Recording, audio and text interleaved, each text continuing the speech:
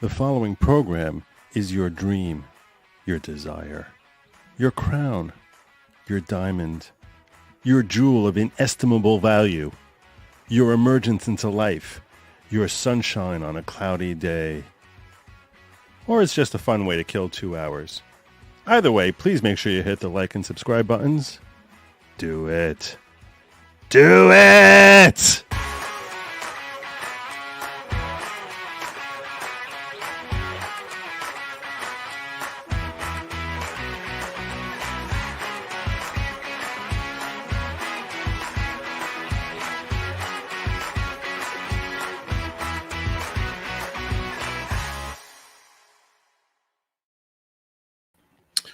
Good evening, everybody. Welcome to the following program. I'm your host, Joe Neerman, a.k.a. Good Lawgic. Yesterday, I was remiss, and I apologize. I plead mea culpa. My apologies to you. The President of the United States addressed the nation, and I didn't share it with you. So I am going to extend tonight's program.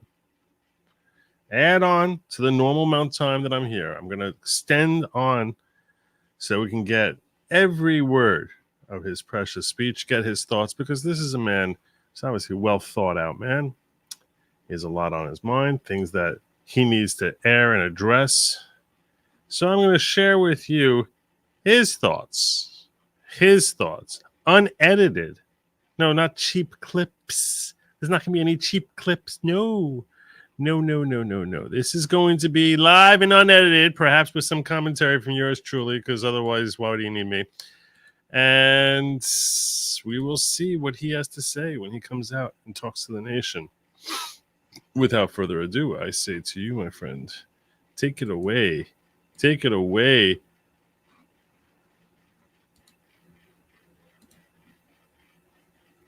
What do you got for us? He's coming. He's coming. He's coming. Oh, he's almost here. March on out to that podium. No trips. Make it all the way. Good evening. Okay, and approach. The presidency is the most powerful office in the world. This is true. An office that not only tests your judgment, perhaps even more importantly, it's an office that can test your character. Yeah, it's tested your character, that's for sure. Because you not only face moments when you need the courage to exercise the full power of the presidency, you also face moments where you need the wisdom to respect the limits of the power of the office of the presidency. Okay. He's looking very orangey. Very orangey. Very, very orangey. I'm assuming his handlers were like, Trump looked better on Thursday. Maybe we could take a cue from the orange man. He's looking very orange. This nation was founded on the principle that there are no kings in America. Each of us is equal before the law. No one is above the law. But what if you want to prosecute your political enemy? You can do that, right? You can do that. Not even the President of the United States. Unless you want to prosecute your political enemy, then you can do that, right? You can do that. But today's Supreme Court... What if you want to abuse our First Amendment rights and have a Supreme Court stand behind you like they did in Murphy versus Missouri? What about that? Do you have those powers? Decision on presidential immunity, that fundamentally changed. For all practical purposes, today's decision almost certainly means that there are virtually no limits on what a president can do.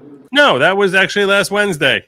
That was last Wednesday when the court said, hey, if the president's stepping on your First Amendment rights, suck it.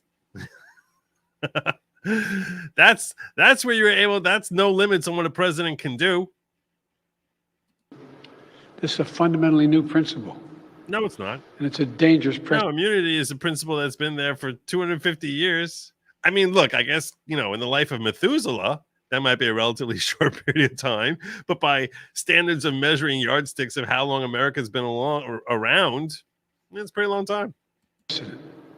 Because the power of the office will no longer be constrained by the law, even including the Supreme Court of the United States. Facts. The only limits will be self-imposed by the president alone. That's not true. Can't act personally. There's no protection if you act in your own personal interest. This decision today has continued the court's attack in recent years on a wide range of long-established legal principles in our nation. From gutting voting rights and civil rights. What? How's it doing that? Where'd that happen? To taking away a woman's right to choose. They didn't take it away. They said it's up to the states to decide that. So they didn't take it away. They just left it to legislatures to decide. How they take that away? To today's decision that undermines the rule of law of this nation. True. Nearly 4 years ago, my predecessor sent a violent mob to the U.S. Capitol to stop the peaceful transfer of power. Lies! Nobody has charged him with incitement. He hasn't sent anybody. So, nope, that's a lie. We all saw it with our own eyes. We sat there and watched it happen that day. You didn't see him do Attack on the police. The ransacking. None of the police. I mean, there was unfortunately too much of an attack on the police. No one should have been harmed there. They're working the Capitol. But I'll allow that part. At the Capitol. A mob literally hunting down the House Speaker, Nancy Pelosi. No, they weren't. Hunting her down. They got the bloodhounds out. Where's Nancy? Gallows erected to hang the Vice President, Mike Pence. Really? Were there gallows erected? Were there? Because I don't know. I remember seeing tiny gallows at the Minnesota place, at the Michigan rally for right to work. But I don't remember there being gallows erected. Where are those gallows? Where are the pictures of the gallows? Those would probably make some pretty significant, memorable photos of gallows hanging inside the Capitol. I don't know why. I'm racking my brain. I'm racking it. I'm not remember seeing any pictures of gallows inside the Capitol. And this is true. He will. I think it's fair to say it's one of the darkest days in the history of America. There's a lot of darker days. It wasn't a great day. Part of the darkness was that you ended up being confirmed. That didn't make it any brighter. Now the man who sent that mob to the U.S. Capitol is facing potential criminal conviction for what happened that day. Not really so much. Not now. Maybe before yesterday. Not now. That's kind of in limbo. And the American people deserve to have an answer in the courts. We have an answer. We all saw what happened. He basically said march peacefully and patriotically. Some people got out of hand, and you decided, let's throw him in jail because he's running against me. Let's wait 3 years. And let's trot out and basically splice together every possible negative inference against anyone associated with Donald Trump or supporting him and try and throw him in prison for sentences that are unconstitutional. Morphing various statutes that were never used that way, like 18 U.S.C. 1512 C2, to try and charge hundreds of people. That was pretty horrific. You're the one who acted unconstitutionally. Your DOJ is the one that acted unconstitutionally. That's what the Supreme Court told us. Not Trump. Before the upcoming election. The public has a right to know the answer about what happened on January 6th before they asked to vote again this year. Now, because of today's decision. Please, for the love of God, someone throw him in jail. That is highly, highly unlikely. It's a terrible disservice to the people of this nation. Terrible disservice. So now the American people will have to do what the courts should have been willing to do, but will not. The American people They need to throw him in jail? Is that what they need to do? have to render a judgment about Donald Trump's behavior. How's that going so far? How's that going so far for you, Brendan? The American people must decide whether Donald Trump's assault on our democracy on January 6th makes him unfit for public office in the highest office in the land. You tried pretending that the Constitution kept him out for that basis. That didn't work either. That went 9-0 against you. The American people must decide if Trump's embrace of violence to preserve his power. Oh, stop it. You're the one embracing a far greater violence than anyone else. It's violence when you abuse the judicial system to try and go after a political enemy. That's violence.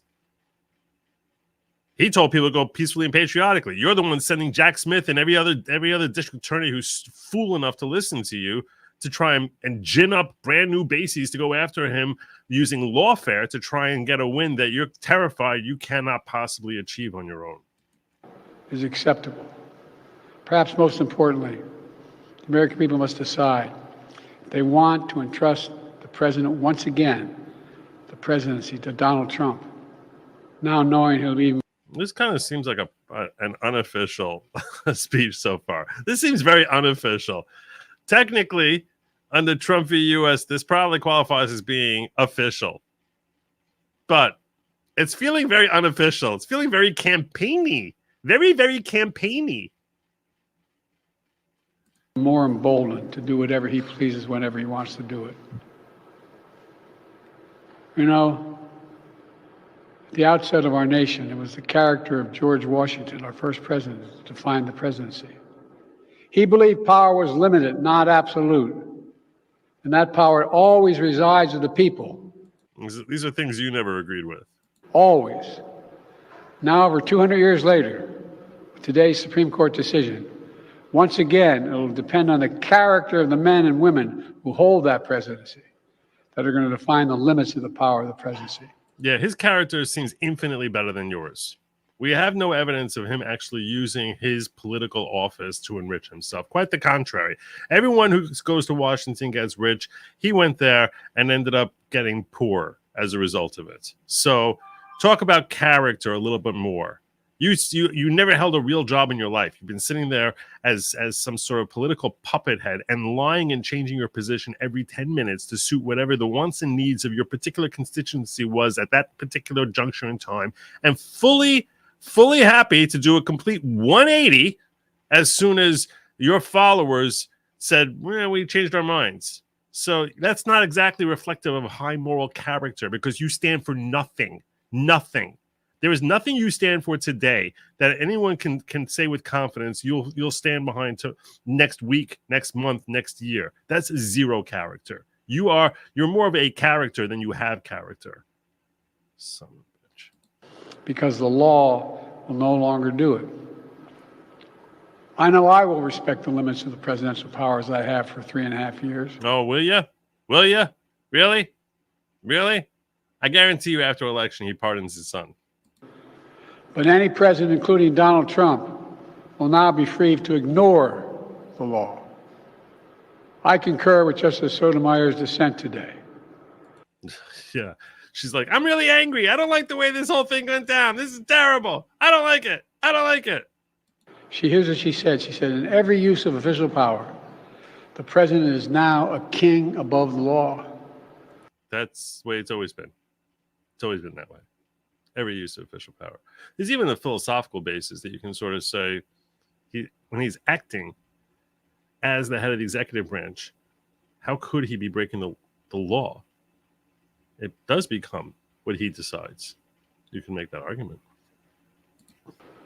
With fear for our democracy, I dissent. End of quote.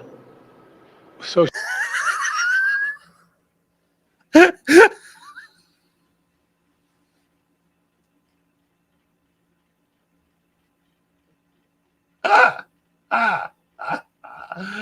Well, he made it. He made it 4 minutes, almost 5, without doing a Bidenism, an Alzheimer Bidenism. There it is for you. Our democracy, I dissent. End of quote. End of quote. So.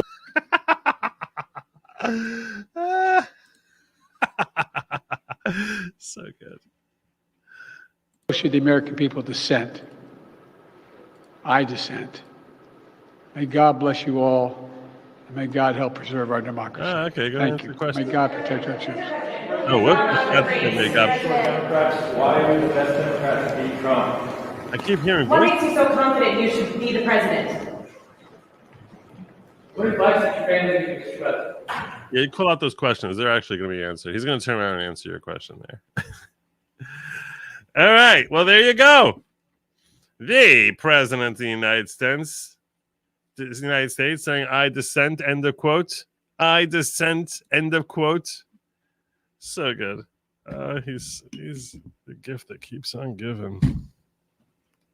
And look at this. Speaking of gifts that keep on giving, Catherine K. gifting 10, count them, 10 good Lawgic memberships. New members of the following. Catherine K. just like swoops them on in here and says, and you become a member, and you become a member, and you become a member. Well, let's see who it is that owes some gratitude to the very generous Catherine K.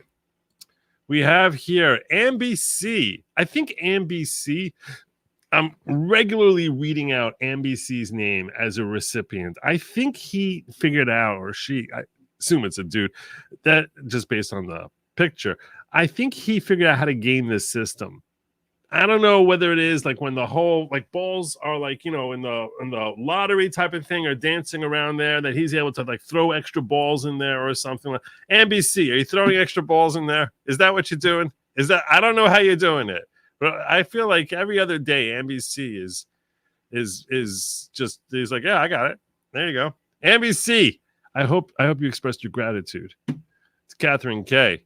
for gifting you a membership to the following, as did Kevin and ABQ, Chucks B01, Harley Girl, Sally Turner, 4 Chihuahuas, Holly Carp, Mike B, Gido, and Hamilton Berger. All of you gifted memberships to the following. The following, by the way, in case you're confused about this, following is not at all a cult. Type of cult. It's not the sort of thing where anyone is sitting here trying to program you that you need to follow the words of a particular leader. Listen to the words, follow what he says, follow what he says, follow. That's not what this is about at all. Not at all. And just repeat after me. Joe is not the leader of the following. Not the leader of the following. Please make sure you always remember that. Thank you so much, Catherine K. We really appreciate you increasing our membership, because the following is about personal growth, community, unity, and leadership training. Now, wait, Joe, if the American people feel the government is committing treason, don't we, the people, have the right in the Constitution to overthrow the government? No. You can't self-deputize that way. No, that's just not the way any of this works. That's not the way any of this works. Look, I'm not going to kid you. Historically, when the people are not happy and feeling as if they're being taken advantage of by their government, when the Americans tend to become unhappy with the way that the powers that be are running things, well, we saw Revolutionary War, 1776, Declaration of Independence, July 2nd. I know we celebrate July 4th, but it's your history. And then again, when there were issues with the powers that be, 6 years later, there was another revolution. So the American people historically seem to feel like when we're not happy, we engage in taking up arms. I'm simply saying the level of discontent at this point in time and the nature of abuses, which we have suffered, and the nature of abuses are a long way away from the tyranny which our forefathers endured. And there are other remedies that are still remain available to us, and I certainly encourage everyone to recognize that engaging in any sort of political violence is not only foolish to yourself and your long-term health as well as freedom, but it's also probably almost certainly damaging to anyone on this side of the political aisle. So restrain yourselves, please. Biden, January 6th, January 6th, January 6th, me, lower inflation. Yep, and yep. Not just you, John, except the mega 50% of the people, they are extreme. Right, those are the extreme ones. Katie Did's channel. Look at that. It's Katie Did's channel. Now a member of the following. Welcome to the following, Katie. Katie Dids. Is he robot because he's moving his head looking side to side like he's talking to a crowd? There were members of the media there. So that's something. Elegant News says Hunter's keeping Joe in sight at all times with pardon in hand for Joe to sign in case of medical emergency. I'm sure it's been signed already. The only reason he can't keep it together for his speech is because he's done this for 40 years. He's going through the motions reading the teleprompter. That's true. It is teleprompter wins again. It does win again. Brian Ogden, remember 5 months. It's goat's milk. I don't even know what that means. I was nominated as leader last night. Hey, congratulations. Oh, that's good because I'm not the leader of the following. So we need, we have Worcestershire now. Jacob Gestet is becoming a YouTube member, as did Shiloh. Maybe she upgraded. Did you upgrade to leadership? Is that what we saw happen there? Now I got to peek. I'm very curious if that's what happened. I can't see it in my back end here, but it's possible I'll see it if I go down. No, it's his follower, so I don't know. Maybe you're just renewing. Doesn't not does. Sorry. Doesn't not. This almost certainly relates to words that came tumbling out of my mouth. So thank you, I guess, for correcting me. Anyhow, so that was yesterday. Now, despite the very strong appearance that he made just yesterday, where he made it so evident that, hey, it was just a cold. It was a bad day. Still, KJP was fielding all sorts of uncomfortable questions. And this is her dealing with that blowback at a press conference today. Shouted a similar question to what I'm going to be asking you, but shouted a similar question to what I'm going to be asking you, but I think given what happened on Thursday, given the reporting in the New York Times and other outlets about the president's more frequent lapses, losing his train of thought, all of us saw what happened on Thursday, where he simply could not form coherent answers to many or some, if you will, of the questions. She looks so disgusted. Oh my gosh. And here to lapse into nonsensical answers at the end. We beat Medicare, for instance. I'm going to ask something delicate. What did that mean when he said we beat? What did you understand that to mean? Kareen? Ha! No, I knew that was going to happen. Oh, bloody hell. Oh, really? Really now? Oh, really now? I'm getting some like... Get a $1,000. Blah. This vehicle. Blah. Future local You suck. dealers. Behind me, shouted frequent lapses, losing his train of thought. All of us saw what happened on Thursday, where he simply could not form coherent answers to many or some, if you... Oh, a second. I got your Murdoch. Hey, Uncivil. How are you, brother? I got your Murdoch closing video approved for ads. I got you 24,144 impressions and 353 views so far. Here's to 100K. Did you really? How did you get it? What? You got my Murdoch closing video approved for ads. 24,000. Oh, so you took my Murdoch. What does that mean? I'm so confused. You don't have to write it out here. You can text me. I'm very curious. But I guess you took my video and did something with it, I assume. Oh, you bought me ads. That's right. You bought me ads. Wow. Look at that. 24,144 impressions, 353 views so far. Oh, wow. All right. All right. Nice. Nice. Thank you, brother. Appreciate you. That was like when you spent that $100, right? I think that's what you did. That was for my birthday. Thank you. Thank you. Jacob Gestetner. I think the Democrats are someone this leaves to quote unquote win the election again. End of quote. Yeah, a lot of people have this concern. A lot of people, you're not alone. You are not alone in having this concern. A lot of people have this concern, and I can't tell you that they don't. I'd be surprised if they don't have something up their sleeves. I certainly agree with you that should be a concern. We have to be alert for it. At least this time, sort of feel as if we almost starting to learn some of their tricks. It's going to be a little bit more challenging for them to be original. That doesn't mean that they don't have some new sleight of hand, but yeah. Bottom of pitch count for that presser. A 5-minute pitch count. of the questions, and here to lapse into. I just want you to watch this. We would just watch this. I'm not going to interrupt it again. Not promising. I don't plan on it, unless I'm just other than with peals of laughter. Watch how terrified he is that he's walking on eggshells, that he's about to say something offensive. He's like, no, I'm on your side, but like, shouldn't we have this conversation? Shouldn't we have the? Don't you think maybe we should have this conversation? Because we're all Democrats here. We want Trump to lose. Shouldn't we have this conversation? But I don't want. Please, with the utmost respect to the king and his lordship.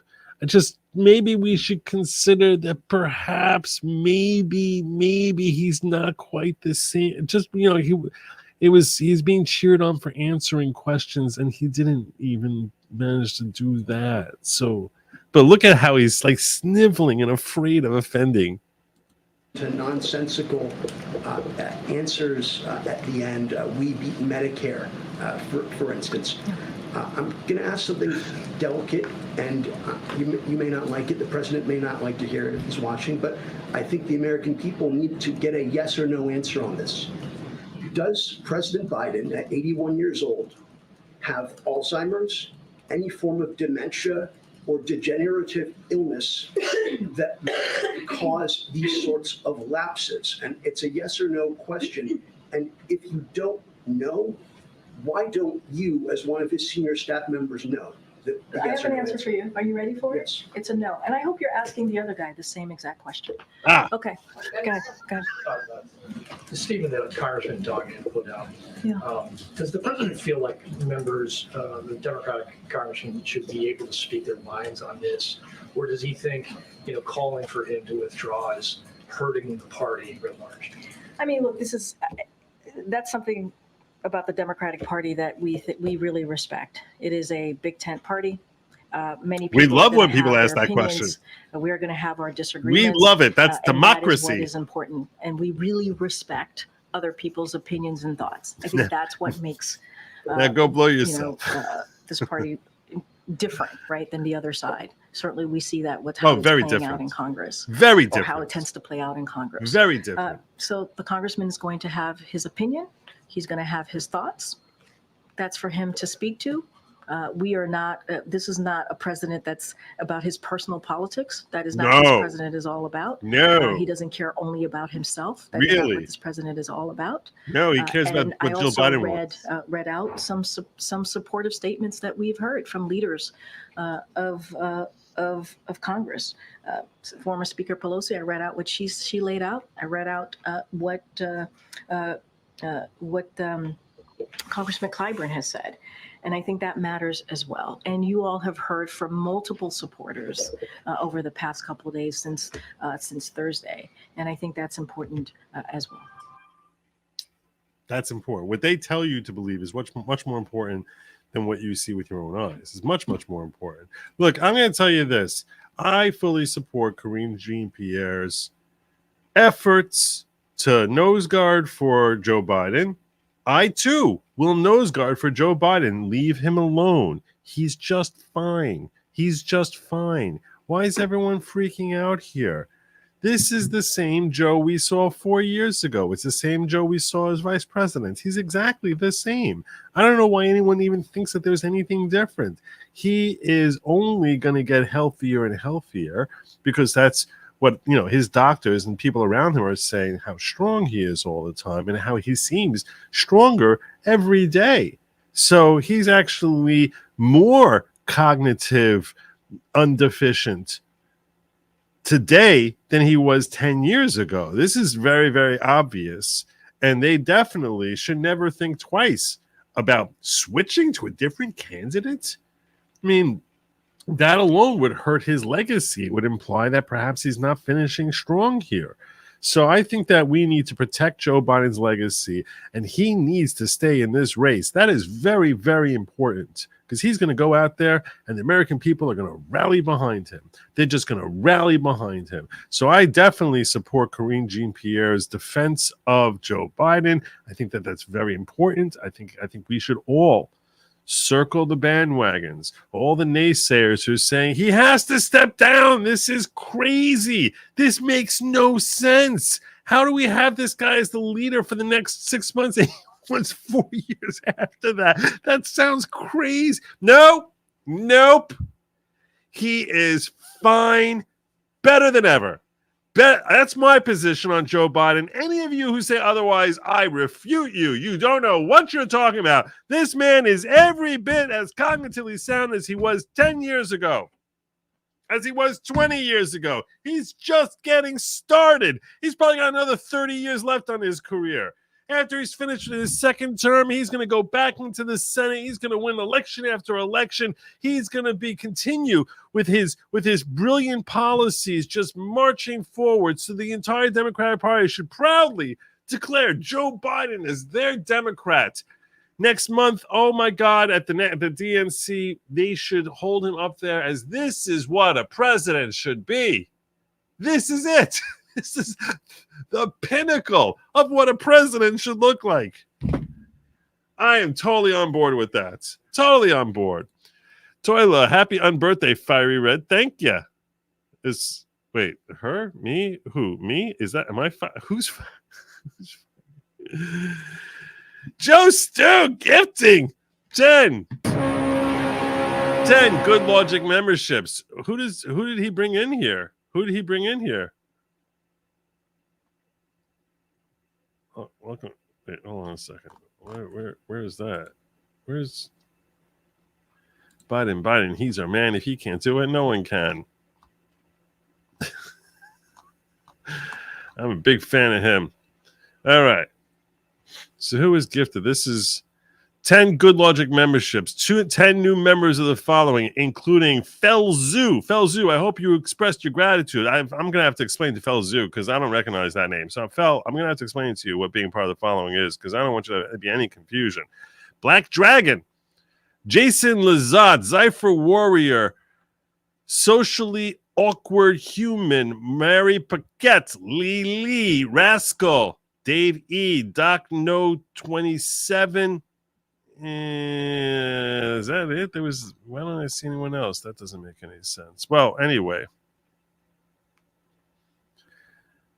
And look at that. You see, and this is the way it's supposed to be. Felzu comes in right away and says, glad to see you fix your computer. Me too. Thank you. It was thank you, Joe Stu, for the gift. You see? Thank him for the gift. I like that. Anyway, so Joe Stu, thank you again. Those of you who were brought in here, just take the lead from Felzu. And make sure that you thank them for bringing you into this community, which displays such unity and leadership training for the purposes of developing far greater personal growth. It's not at all a cult, type of cult. There's no Kool-Aid, no spaceships, no mandatory tracksuits, mild farm work, no self-harm, no harming others, no dancing around bonfires in the middle of a forest to the beat of a tom-tom while shucking off clothing, no squirrel mutilations, no goat sacrifices, no throwing virgins into volcanoes. It's not at all a cult. Type of cult. So, welcome to the following. We have cookies. We do. Feel free to collect yours. What happens if Jack Smith just ignores the Supreme Court and does what he wants with Biden, AG, admin approval? Who can arrest Jack Smith? We have a constitutional crisis. We have a constitutional crisis. I think a court might say, I'm not allowing this case to proceed. So that would be one way. Be like the 4-minute video of Kamala Harris saying same line over and over. Yeah, well, I agree with Kamala Harris too. He's fine. He's fine. We're going to watch a video of people who seem to be thinking he's not fine. I heard from both Andrew McCarthy and Jonathan Silverman testimonies about how Bernie is indeed still alive and not a corpse running with puppet strings. I'm not sure about that either. Joe, Fire Red is in your chat. More importantly, he's fighting terminal cancer for the millionth time. Well, Fire Red, I hope you do well. And Sauerkraut's gifting 5 Good Lawgic memberships. Who did he gift? See, Sauerkraut's gifted 2. It's coming up weird here. Summer Miz, Marjorie Walcott, Old School, Heather M, and Joe Velacci all gifted memberships courtesy of Sauerkraut. And speaking of people gifting, the queen of recruitment has entered the building. Bella Stella gifting 20 new memberships to the following. Welcome to the following. I hope each and every one of you express your gratitude appropriately to those who gifted you. I just told you who Sauerkraut brought in here. If you're wondering if you were gifted, you might not be watching the chat so closely. You might not realize you were gifted. So I'm going to call out now that Bella Stella brought in Blitzen, Mod Princess 916, Zach. Oh, this jumped on me. That wasn't good. Why did it jumped on me? Sorry. Zach or Dissy, Nordic Cowgirl. Let's go, Brandon. Let's go, Brandon. Gifted a membership courtesy of Bella Stella. Bear gifted a membership courtesy of Bella Stella. Serenity, David, Mark Bench, Eric Nelson, Sputter Scott. Loving this every day, April. Who else we got? Limited States. Linda Richards gifted a membership courtesy of Bella Stella. New Spin. Eureka Hope. Ryan English. Jennifer. Brendan B. All of them gifted courtesy of Bella Stella. Welcome to the following, you fine people. God bless you. God bless you. The following is not your parents' type of cult. And please remember, I, yours truly, am not the leader of the following. You know who else knows that? Melanie Heidick. Oh my goodness. Melanie dropping 10 Good Lawgic memberships. People brought, who did Melanie bring in here? Melanie brought in Gene Spliced, Randy H, new member of the following, Carrie, new member of the following, Aquanet, new member of the following, RM, another mom, Uncle Mooch. I like that name. Who else we got? We got. It's jumping on me. It doesn't like when I go backwards. Uncle Mooch, Sonia Garcia, Kiohe. I think I got them all, but I feel like that didn't feel like 10. Another mom, Aquanet, Randy H. All of them gifted courtesy of Melanie Heidick. God bless you, Melanie. Welcome to the following. Please bear in mind that if you see any lunatics, like sort of people who you think are not like really in their right heads, that's just a hazing thing. It's just a hazing thing. They're doing what they need to do. You learn about that at the appropriate time and place. Don't worry. Everyone loves being a part of the following. The following is pretty much it's a safe place for people who don't need safe places. That's kind of what people like about the following. It's a safe place for people who don't need safe places. There you go. We got guns. Okay. David Mark, the following have no leader. Followings are led. Well, I'm not the leader of the following. I was talking about me. I am not the leader of the following. But yeah. Much many thanks. I'm not. I'm really not. I'm really not. I'm just the host. I'm the host. Everyone should know. Send all virgins for detailed inspection. See if they qualify for the ritual. It's a detailed process to not anger. Number 13. Coming from Reform Conduct number 13. Thanks. Appreciate you taking care of that. I sent you a video of Kamala. I'll check that out. The Kool-Aid smells like almonds. Rate your doggo. Your doggo is awesome. That is a thing of beauty. That is just chef's kiss, really. Trying to figure out, based on the hair and the ears, what type of dog that is. Yeah, it is a beautiful dog. Very beautiful dog. So, I wish I had a dog, but no, my kids don't let me get a dog. They're like, we don't have to visit, Dad. We don't have to come back if you're really okay with that. I do need to, there were certain things I wanted to cover. Specifically, I have an hour-long show that I wanted to watch. So maybe I'll save the Kamala thing for after that. We're going to start this off because I want to see leftists talking about leftists. I want to see the leftists freaking out. That's what I promised my audience, and that's where we're going. So we're going to watch various selected portions of this. Not that I've seen all of it, but there's certain people I'd like to see and certain people I don't care to see as much, because for me, it's just best watching the left do what the left does. Freak! Don't even open your mouth. You don't have no Vinny, reason to talk. Vinny, Just shut up. I'm a big Just fan do me a of favor you. and shut up. I'm a big Respectfully. fan of you. Okay, but hold on. I know who the guy on the right is. That's Hassan Piker, also known as Chenk's nephew. I don't know who the one on the left is. Maybe you guys can inform me about that. Only about 7 months left to savor the best ex-presidency ever. I'm feeling like this is going to be a fun time.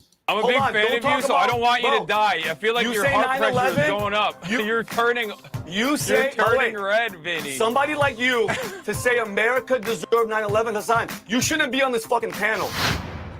Oh, he's the guy who's with he's on that show with that guy. He's like a right-hand man. The PBD from the PBD podcast. Yeah, that's what it is. All right. Biden had just one simple job in last night's debate: to convince America that he's fit to serve. The bar was set at ankle height, but the president tripped straight over it. He faltered, he mumbled, he lost, and his race must surely now be over for the good of democracy and his country. No, he needs to stay for the stick it out. What are you, a quitter? A quitter? No. There were so many toe-curling incidents in last night's debate. We'll analyze and dissect them in detail. But the defining moment, the moment they're calling the kill shot, was this. Total ban on the total initiative relative to what we can do with. The look on his face, from my mind, is Trump trying to figure out what's happening. Is he actually having the brain fart that he thinks he's having? So he's like, is this moment coming? On the total initiative relative to what we can do with more border patrol and more asylum officers. President Trump? I really don't know what he said at the end of that sentence. I don't think he knows what he said either.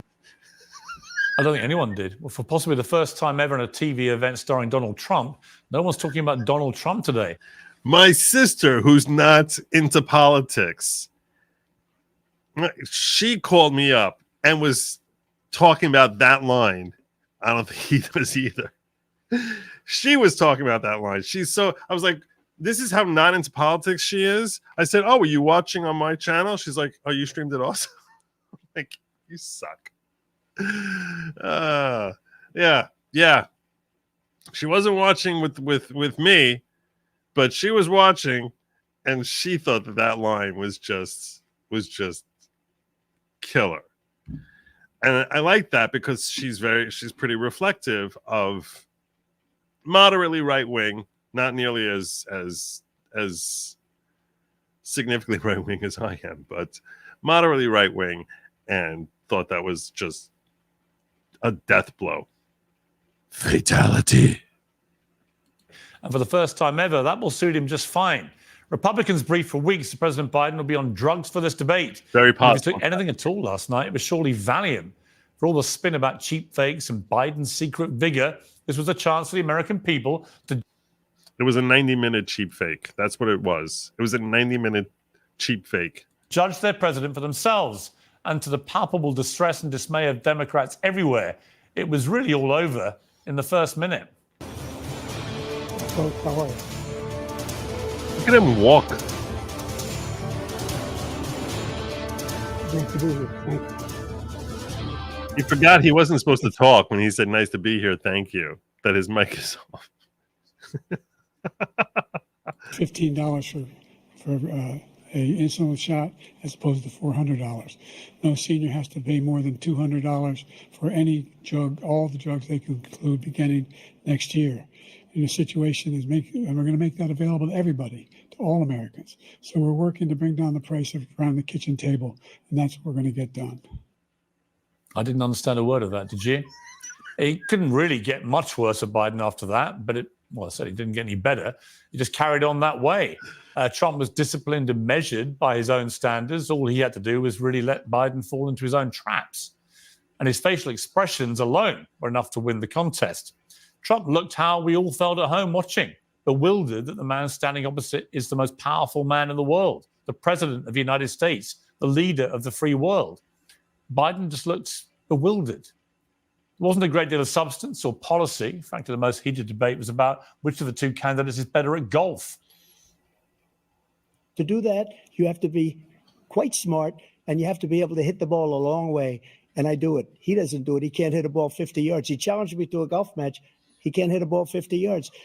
You can see he is 6'5" and only 223 pounds. Or 35 pounds. I think, by the way, that was Biden trying to use sarcasm, but it didn't play right. So it just sounded like he was, and Trump was like pretending like it was like totally real. I told you before, I'm happy to play golf if you carry your own bag. Think you can do it? Okay, let's not act like children. President Trump, we're going to 21 Let's not act like children. The last thing we'd want is to see anyone act like children, right, Donald? As I said this morning, if Biden's handicap at golf is 6, then I'm the Archbishop of Canterbury. But probably the biggest disaster of all for the president was his closing statement, which he's been locked away rehearsing, remember, for an entire week.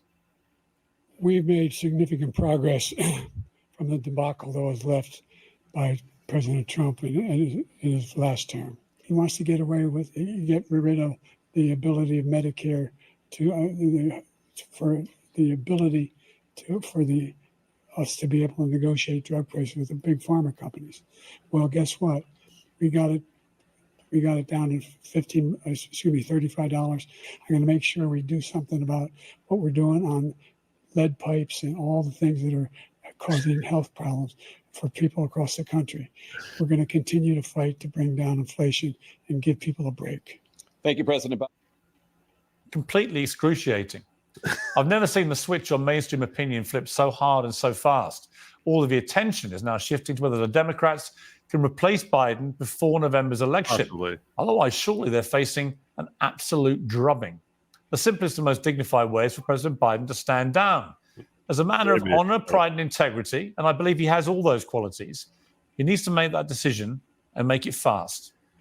I'm just going to pause on this comment here. And Trump was pretty good about not mocking him there in the moment because it would have been a bad look. I'm going to share with you all. I don't think I can watch it. There's a channel which basically exposes people confronting and assaulting child predators and smacking them around. It's a channel on YouTube. And what bothered me about it is it's so dominant that you almost feel sympathy for this monster. And I sort of watch it. I'm like, all right, I don't know I'm pretty sure this is not legal what they're doing. Like, I'm pretty positive this is not legal what they're doing, even though there's a certain Schadenfreude in seeing these terrible people getting beaten, smacked around. And I'm sort of like very torn about it because like you watch one video after another and you start actually feeling sympathy for the monster. All the more so when it's some adult old man. This debate proved Robert Hur correct. People are going to sympathize with an old man. They're not going to convict him because they're going to see him as some adult old person who's just like shaking and, you know, it makes it difficult to convict. Not that should have been part of his factor. Shuna shabba dabba pressure. Got my green tracksuit on. Where's the flavor, eh? Digger 13. Remember for 3 months. Remember for 9 months. You had a whole baby since we've been here. We're on the main event. It's time for the Uncensored debate. We're going to hear from all-star cast of characters over the next hour, from Carrie Lake to Harry Sisson, Kevin O'Leary, and more. But first, I'll introduce our box office panel, podcaster and commentator Vinny Oshana, founder of the Young Turks, Jack Yuga, Trump's former lawyer, Jenna Ellis, and Twitch streamer Hassan Piker. Well, welcome to all of you. Let me start with you, Cenk, because you and I have talked about this many times, about Joe Biden's mental and physical ability to be fit to serve the most powerful and important office in the country. As you were watching last night's debate, what was going through your mind? I was right. So of course. JD Corey says Trump at the kill shot looked like a confused dog in any memes. Funny as heck. Yeah, he did look a little bit confused. Barb loves Alaska. Let's all remember Biden went after Justice Clarence Thomas during his confirmation of the Supreme Court. Karma Biden on the ruling Monday, and Justice Thomas points. Yep. And Jada Corey says, taking partial victory lap on Trump's Supreme Court case and New York City case. Just saying. Yeah. Not just a partial. As you know, I took an extraordinary step of running for president against Joe Biden in the Democratic primary, even though I'm not. We had like 9 votes. Not even a natural-born citizen, because that's how desperate I was. Natural-born citizen. Our audience was. We did a poll and we asked our paying members, should I run? And now 9 months ago, 76% of them said, for God's sake, run. Do you know why? Because it was obvious. And what I took away from it, Piers, and what everyone should remember is how much Democratic leadership lied to you and how much everyone in mainstream media lied to you. They said the emperor had clothes when it was obvious that he had no clothes. They said that he was perfectly fine and he was a dynamo behind the scenes. How preposterous. We were right all along. So the next time they tell you... Because Joe Biden wants to play golf, but only if everybody carries their own bags. That's what he wants. He's going to carry his bag all over the place there. Voting subscriber only mode till you reach 100K. But how would I reach 100K that way? In my 3rd trimester, hail to the best cult. I'm not femme natale.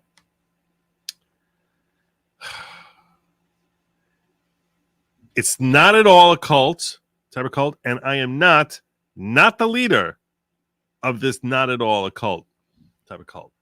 So, but 7 months, nice. 3rd trimester, beautiful.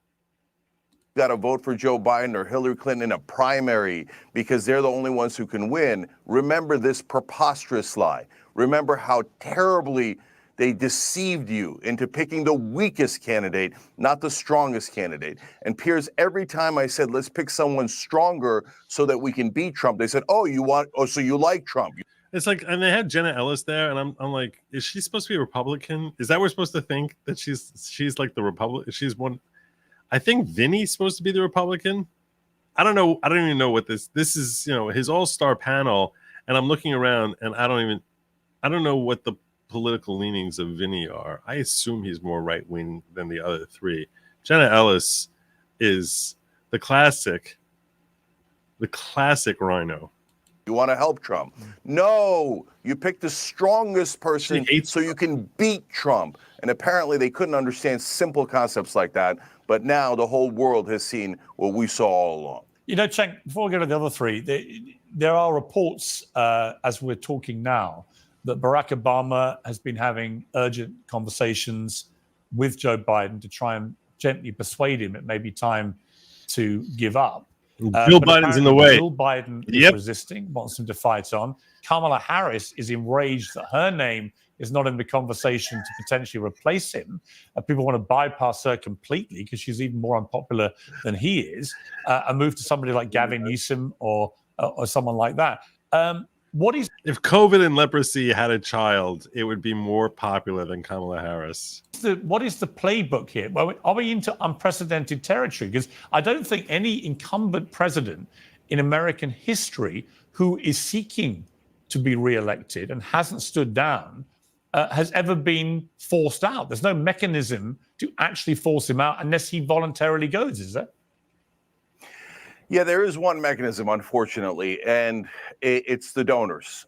Because once the donors stop funding him, then he'll have no oxygen left. Remember, for someone who's a populist like Bernie Sanders, their source of power is the people. But for people like Biden, who are establishment candidates, their source of power is money. And once the money tap is turned off, then he's got no oxygen left. So I don't care what Jill Biden thinks. Are you who's insane enough to care what she thinks? I don't care what Kamala Harris thinks. I care about picking the strongest candidate against Trump. Is democracy on the line or isn't it? Is this the most important election of our lifetime or isn't it? So now they're talking about, whose personality should we care more about? Whose feelings are more important? None of your feelings are important. What's important is that the American people be safe from Donald Trump. And let's be honest, Democratic leadership has never cared about that. And Piers, let's tell your audience why. Because remember, almost everyone on Biden's team, at the White House, on his campaign, at the Democratic National Committee, their jobs are tied to Joe Biden. If there's a new candidate, they all get fired. So they have been enormously, monstrously selfish, saying, I don't care if the country burns as long as I get to keep my job. They betrayed you greatly, and you should never listen to them again. Okay, let me bring in some of the others. Hassan Piker, I mean, you'd have to be willfully if you're unaware, negligent. Hassan Piker, who's a punk and tremendous gaslighter, he cannot go 4 sentences without being hypocritical and full of crap, is actually, this is Hassan Piker over here on the right. It's Cenk Uygur's nephew. And I don't think they really get along anymore, even though he got his start on Cenk Uygur's show. With regard to what you saw with your own eyes, wouldn't you, to watch that debate last night and not conclude, as so many Biden supporters and friends have publicly concluded. This is from, people like Frank Bruni at the New York Times and others who just come out and said, you've got to stand down.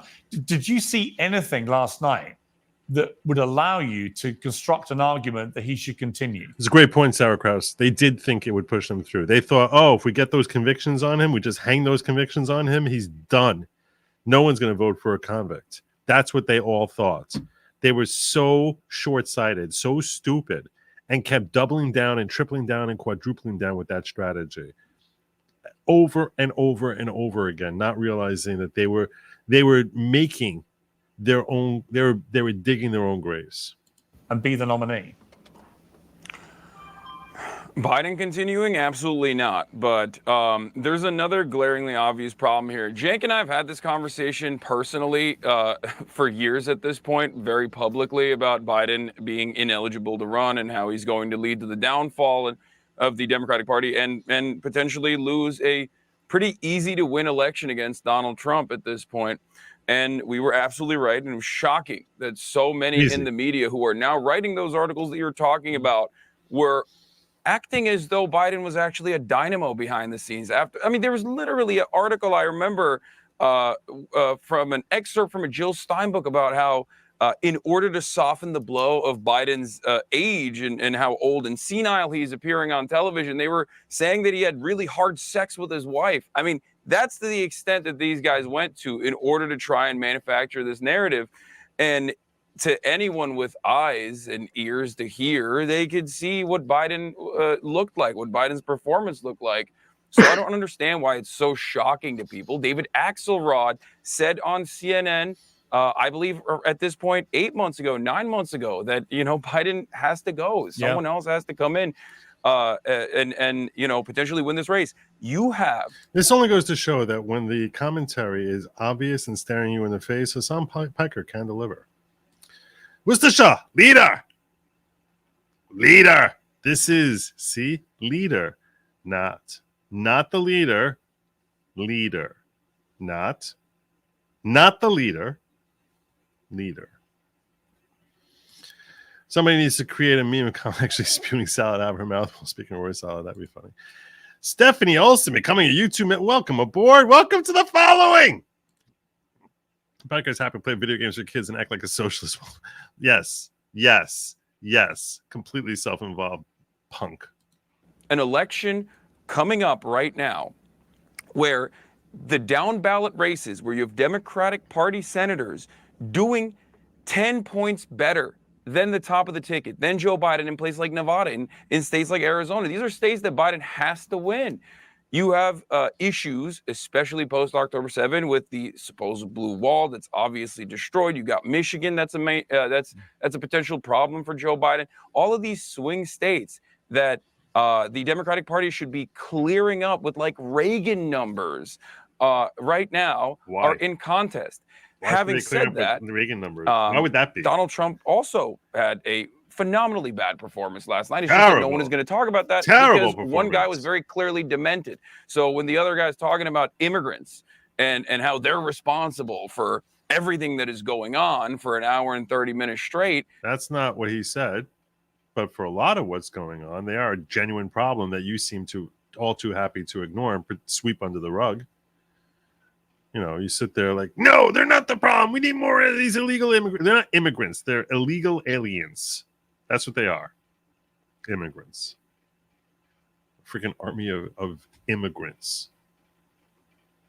People did. He's like so clueless that he thinks they're Americans are on board with that position that the border is not a problem. When in Maryland, it was considered like one of the biggest issues. I mean, Maryland, think about how far that is from the border.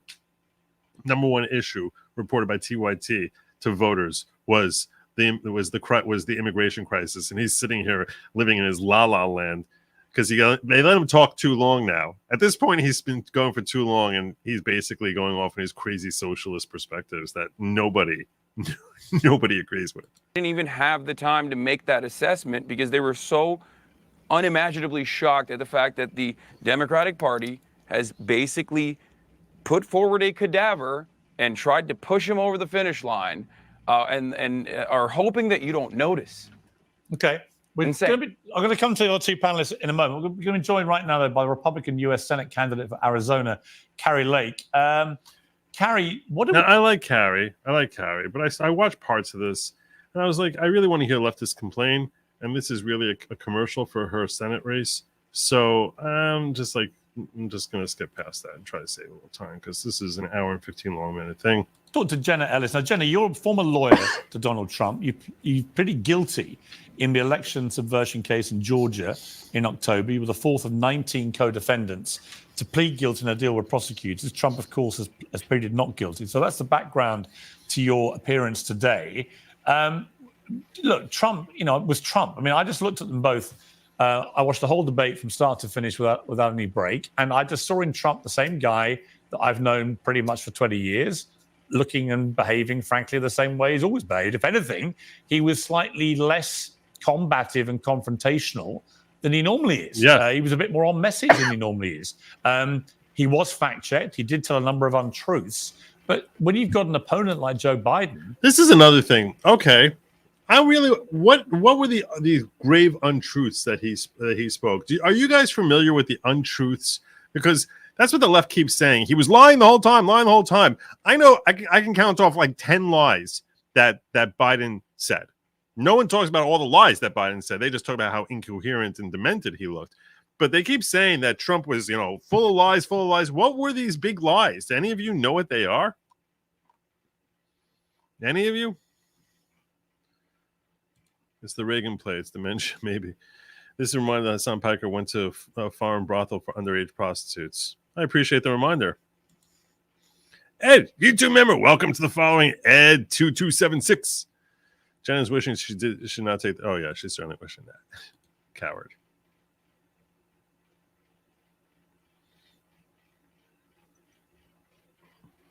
Oh, CNN fact check Biden's lies. Did they? That's nice. I'm just. Let me see. I haven't looked this up yet. Trump's lies in the debate. Let's see what we got. We'll do a quick check here. I'm really curious what they're calling lies.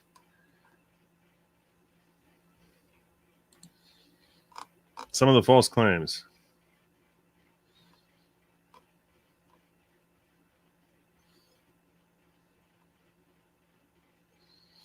They talk about a relatively small number of people that went to the Capitol. In many cases, were ushered in by the police. That's not true. That's false. Deadliest attack. Deadliest assault. For who? For who? For who? I don't care. This is the stupidest things. The allegation our officers helped the rioters and acted as tour guides is outrageous and false. We've seen the video of them marching around Wolf Dude. We've seen the video of them waving people in. Internal memos. It's like, don't believe your eyes. On the House Speaker, no, Nancy Pelosi's action January 6th because I offered her 10,000 soldiers in National Guard and she turned them down. Pelosi did not direct the National Guard. Yeah, she just rejected that. She just rejected his willingness to use them. That's not false. This is so sad. He wants to raise your taxes by 4 times. That's not accurate. Trump has used that line at rallies, but has no basis. In fact, Biden actually wants to prevent tax increase anyone making less than $400,000. All right, so I'm not sure if that's accurate or not, to be honest with you. Trump referring to January 6th as the day the mob supporters stormed the Capitol. On January 6th, we had the lowest taxes ever. We had the lowest regulations ever on January 6th. So that's probably hyperbole. Oh, rates were lower in the 1920s. Gotcha. It's not lowest ever. Not lowest ever.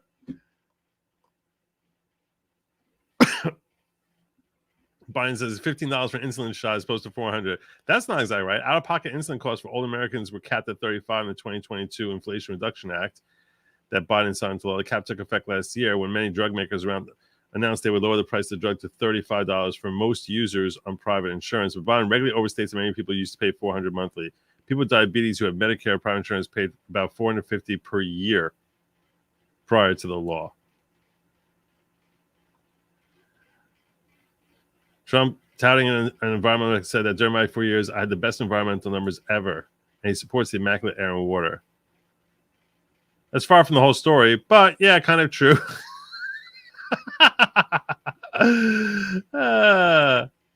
That's funny. They're so desperate to try and find some lies from him.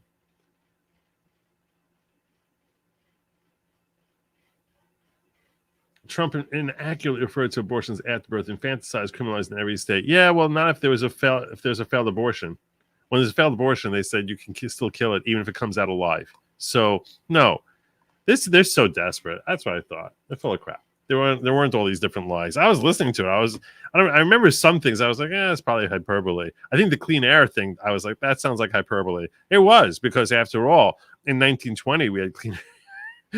Before the Industrial Revolution kicked off, we had cleaner air. All right. How does the delay in sentencing affect the Bragg gag order? Could statements of convicted felon be defamation if it doesn't happen?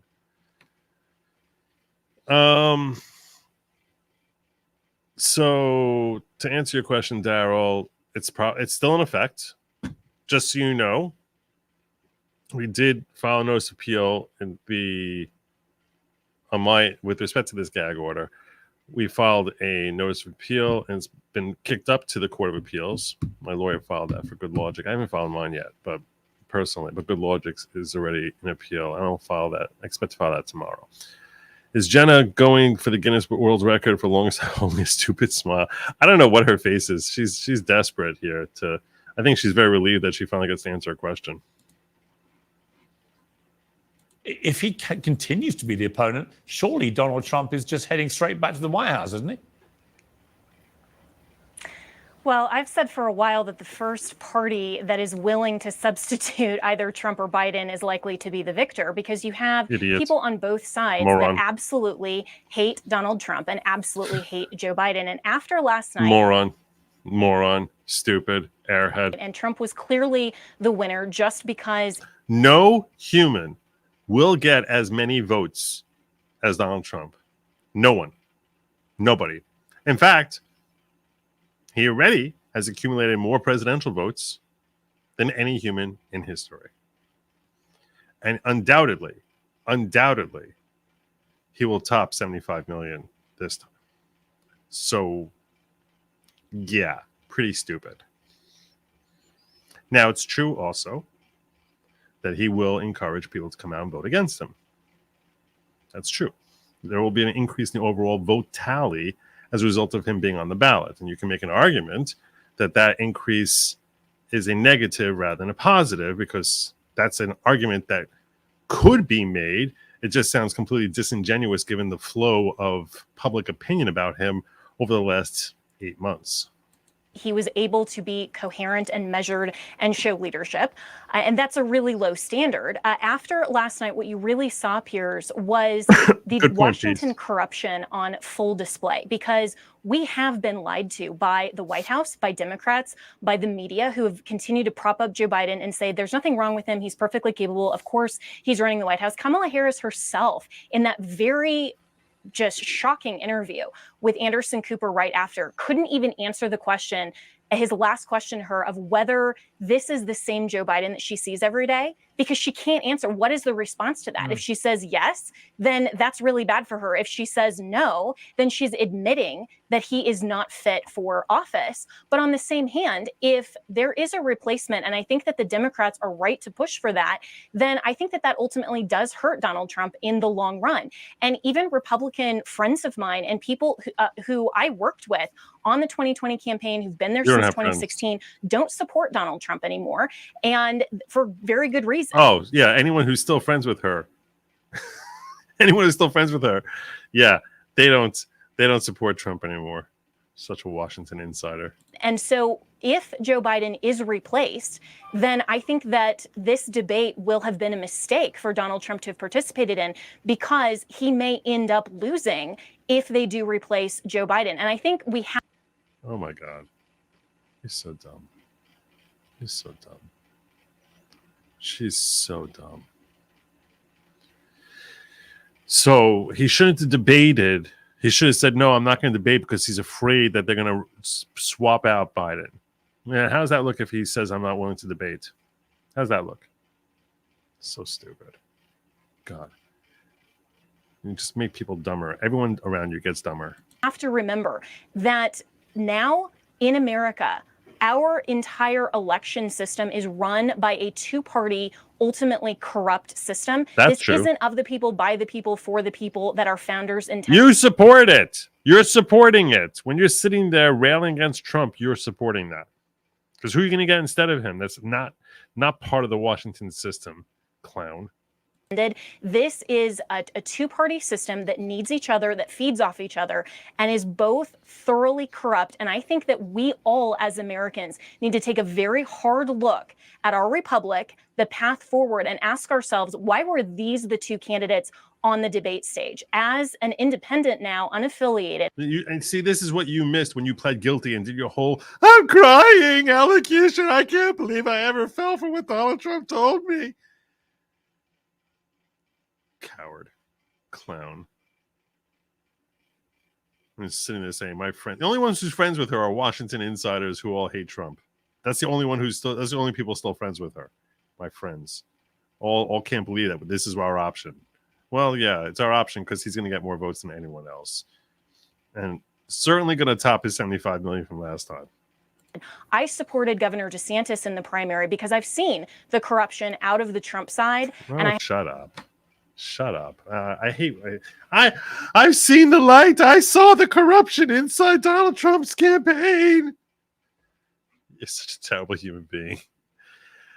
JD Corey says, I confess to being the leader of the cult. It's not at all a cult, so I don't know what you're talking about. However, to prove I am more competent leader than Biden, I'm stepping aside and appointing Joe as the leader. Long live the leader. No, it doesn't work like that. First and foremost, you can't confess to being the leader of the following. You can't confess to that. Second of all, I mean, this is a guy, he's in the Rumble ghetto. He's in the Rumble ghetto confessing to be the leader of the following. I don't even know what's happening here. TX47 F, would you please stop screaming into your microphone? Nope. I'll try to be cognizant of it. Trump's margin of victory in debate and abundance. Yes. Denise says, I can't take Jenna seriously after watching her cry after taking the plea deal. No one can take her seriously. Nobody can take that woman seriously anymore. Have very serious concerns about him going back into the White House. And I wish that the Republicans would have a long conversation about their convention. But I think that is going to happen for the Democrats. And they're wise to do that openly and publicly now. But we have to remember, they are the ones that have lied to us about Biden's mental capacity. And there is another way to take him out. If his cabinet members, a number of them, a sufficient number of the majority per the 25th Amendment. And it's Ron Coleman doesn't like confrontation with friends. not about unfit. It's not about policy. It's not about liking him or not. The term constitutionally is unable to fulfill his duties. Okay. He clearly is unable. If they stood up and actually said that, they could take him out. Okay, let's bring in Vinny Ashan. I want to play a little clip. This is of Gavin Newsom speaking last night. There is panic. Do you think it's unfounded? Well, I think it's unhelpful, and I think it's unnecessary. We've got to go in and got to keep our heads high. And as I say, we've got to have the back of this president. You don't turn your back because of one performance. What kind of party does that? So this is a shrewd politician right here. This is a shrewd politician. You got to tip your cap. He's a snake. I mean, you can actually hear like the hissing that's going on when he pauses to allow an interviewer to ask him a question. He is a complete and total snake. But he's a shrewd politician because he knows that he's viewed as the substitute.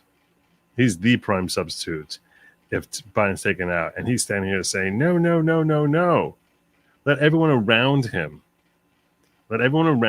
call for Biden's head. While he's like, no, we should not be calling for his head. He's a shrewd little snake, this guy.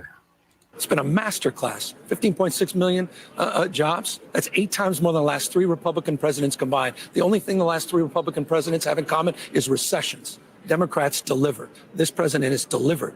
Yeah. Let's blame COVID and the layoffs from COVID. We're gonna blame that on Trump's ledger, jackass. You were the one shutting everything down, turning California into a third world country.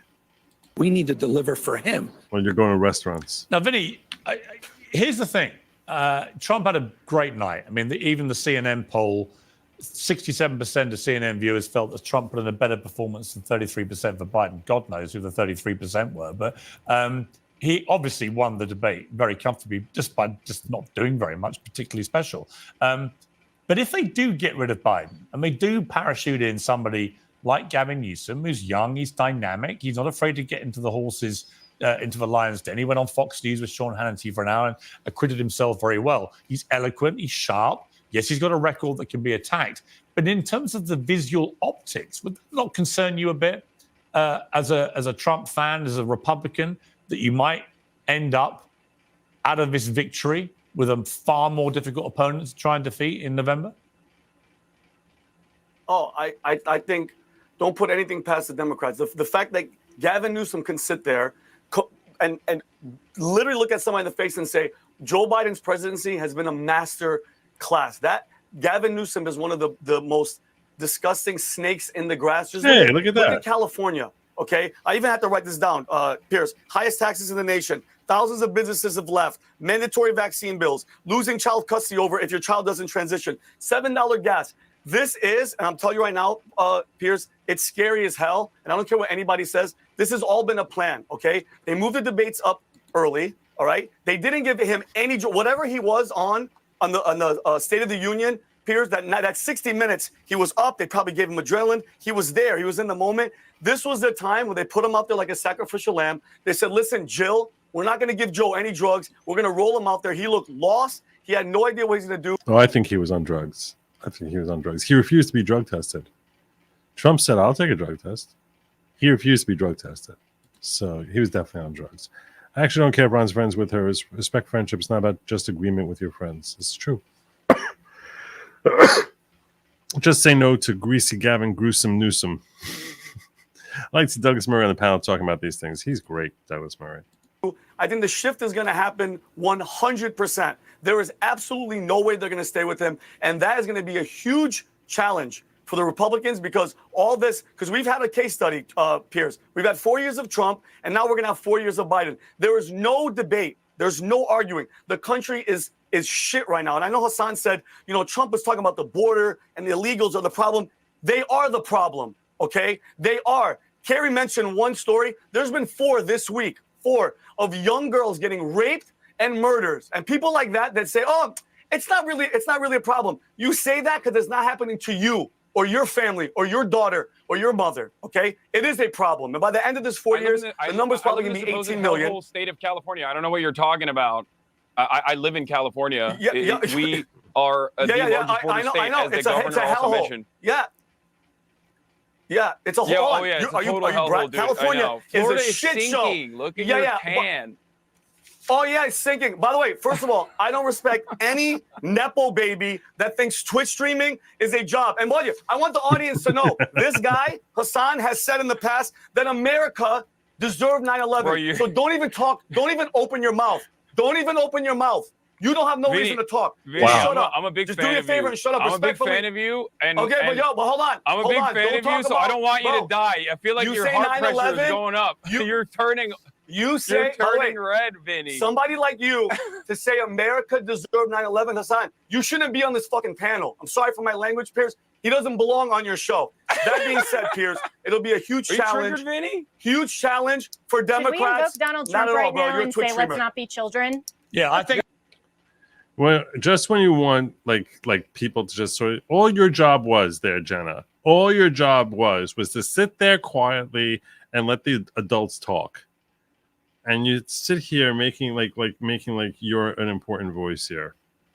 God, every time she opens her mouth, I hate her. I like her. I dislike her that much more. I don't like using the term hate because it's not quite hate. It's just deep disgust.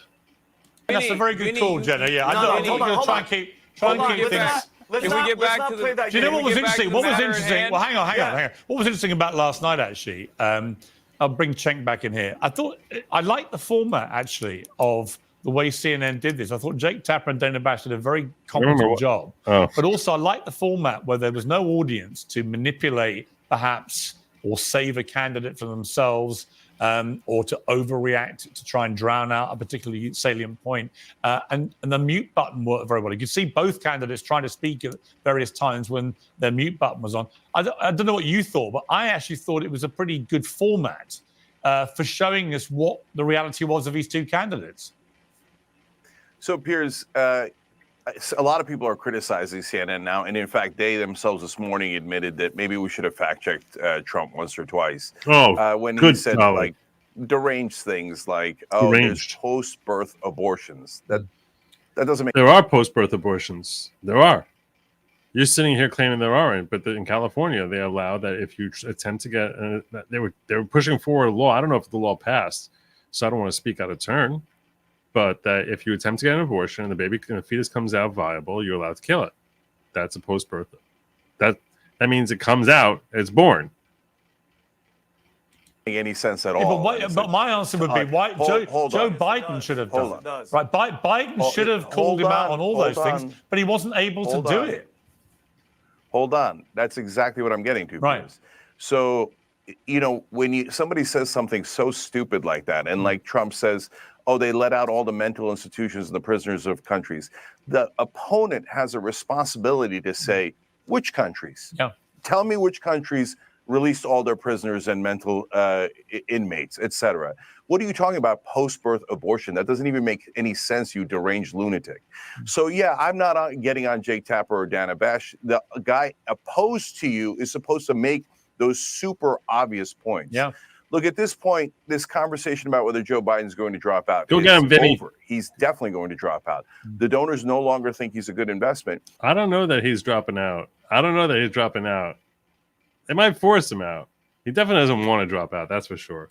And think about this, Piers. If he doesn't drop out, imagine what history is going to say about him. There you go. That he put his Passionate monstrous dislike. ego, maybe an ego even larger than Donald Trump's, Maybe, possibly, above the needs of the country, the party, the voters.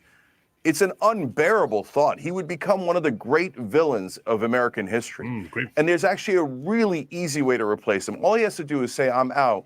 And then we go back to a traditional convention where the delegates decide. That's almost always how Americans And by the decide way, I think we candidates discussed anyway. Yeah, we discussed it before, but two incumbent Democrat presidents since the end of World War II have both stood down in election year, Harry Truman and Lyndon Johnson. So there's a precedent here for this to happen. It just hasn't happened where the incumbent president doesn't want to go. Jenna, I want to bring you in just on one point, which is the behavior of Jill Biden after the debate. Watch this. Oh, you did such a great job. You answered every question. You knew all the facts. Look at his face. Ice cream.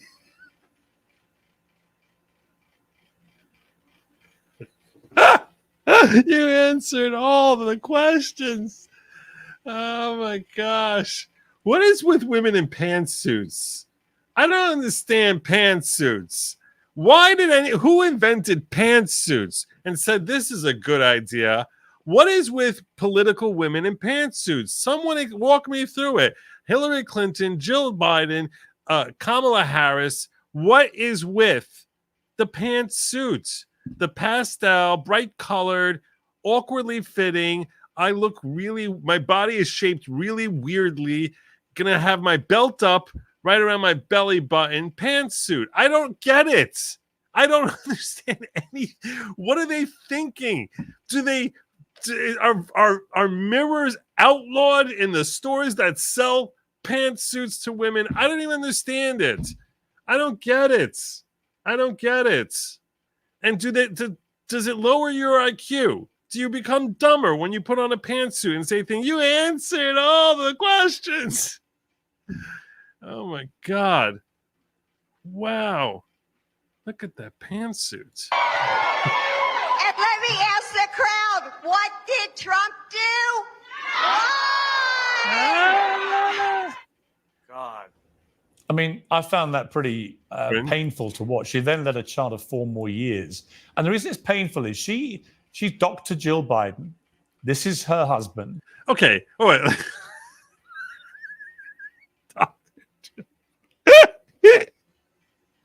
She's a doctorate in education that was conferred upon her without her attending school by University of Delaware. That's my recollection of the story that I read about her 3 years ago. Dr. Jill. How does a doctor not recognize the health issues and the abuse that she's dropping on her husband? Come on, doctor. What are you thinking? Oh my God. Dr. Jill.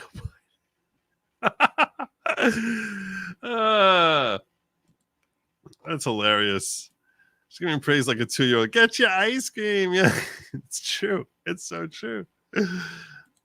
He's in front of maybe 100 million people in America alone, tens of millions more watching around the world, being utterly humiliated, clearly has onset dementia, and is being dragged through an incredibly embarrassing, humiliating process of this debate, being mocked and laughed at around the world. And rather than do what any normal spouse would do, I think, in that situation, which is be protective and save Joe Biden from himself, she seems even keener than he is for him to carry on and to perpetrate and continue to perpetrate the lie that there's nothing wrong here. That's what it is.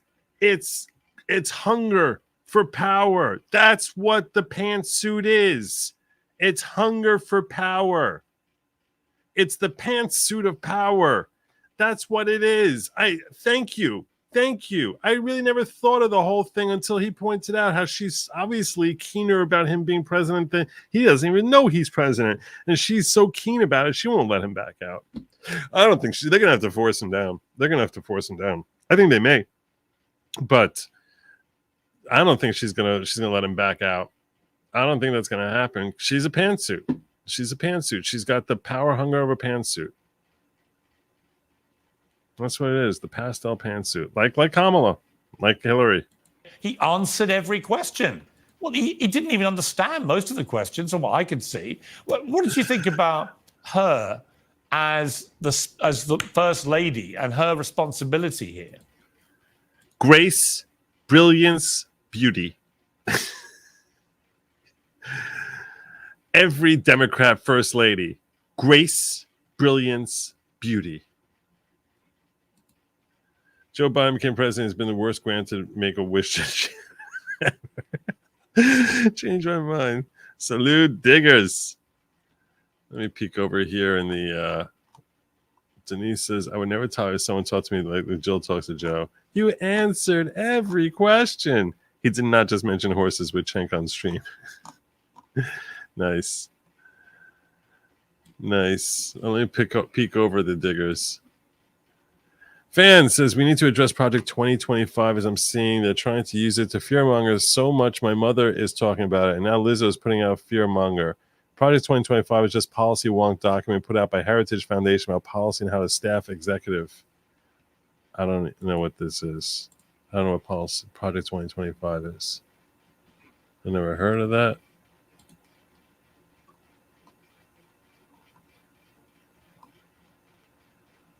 All right, but I'm going to pull this up. It looks like a TikTok. Let's look at this real quick.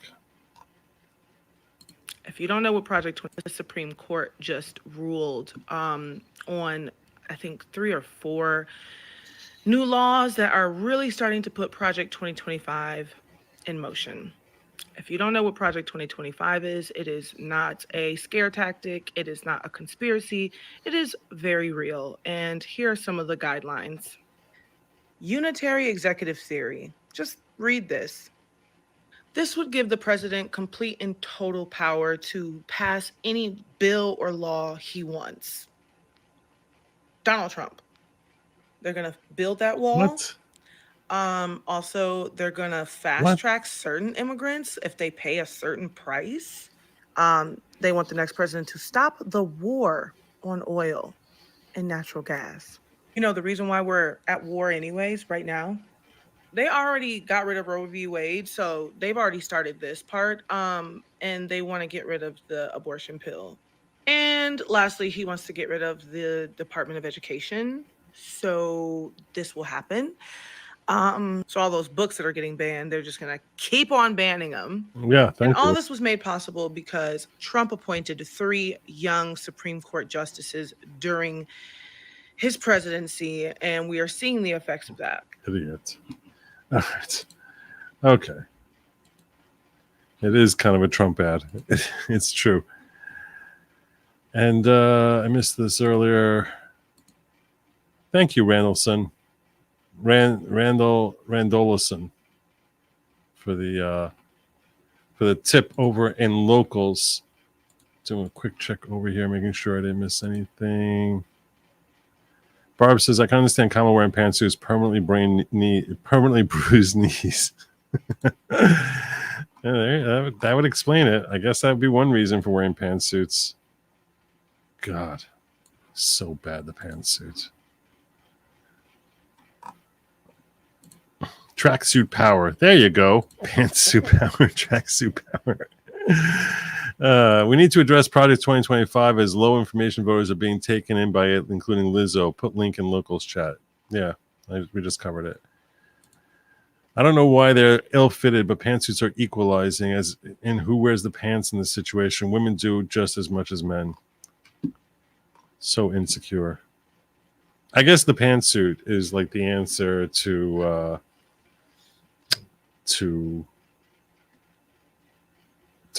guys like, you know, desperately trying to overcome for their shortcomings. Just read this, proceeds to cover it with her corpulence. I know, I couldn't see anything. It was like, I'm trying to read it. There's an orca in front of it. Well, she's clearly married to power, not to Joe Biden personally, and that's incredibly tragic. I mean, I was watching this debate with my parents who have been happily married for almost 50 years, and my mom was almost in tears looking at how frail and tragic of a figure Joe Biden was on stage. We all said, our heart went out to him. I mean, I could sympathize with Van Jones on the panel after CNN moved to tears, saying he just looked terrible. Everybody knows He's always moved to tears. God. That he clearly is sick. He is unable to fulfill his duties. And yet here is Jill Biden, the one person in his life that should be telling him, listen, you've got to step down, helping facilitate that, looking out for his best interest, not to mention the country as the first lady, but his own best interest. And she's the one who's standing up, treating him like a child. I mean, it was like she was in a preschool class and telling him as a toddler, you did a good job, little one. You did. I mean, it was so unbearably pathetic that this woman would prioritize this. Look, I've got 4 kids. It's like when your 4-year-old comes last in a race on sports day and you tell them you did a great job. That's really what it felt like to me. It's an absolute obvious lie. Everyone saw your kid come last. But you don't want them to be too upset. And I've been really struck by the immediate, because I used to work at CNN for 4 years. I was there on election nights in 2012 and stuff. I have never seen a CNN panel react the way they did at the immediate end of that debate. John King absolutely lacerated Biden's performance in a way I've never seen him do. Van Jones, like you say, was sort of tearful. David Axelrod pounded him, but they all did. And I was really struck by, wow, we're going to clip of some of this. Let's take a look. Stop trying to defend the pantsuit, Adrian. Stop trying. No. You can wear pants. You don't have to wear a pantsuit. You can wear slacks and a blouse if that's your thing. But it's not.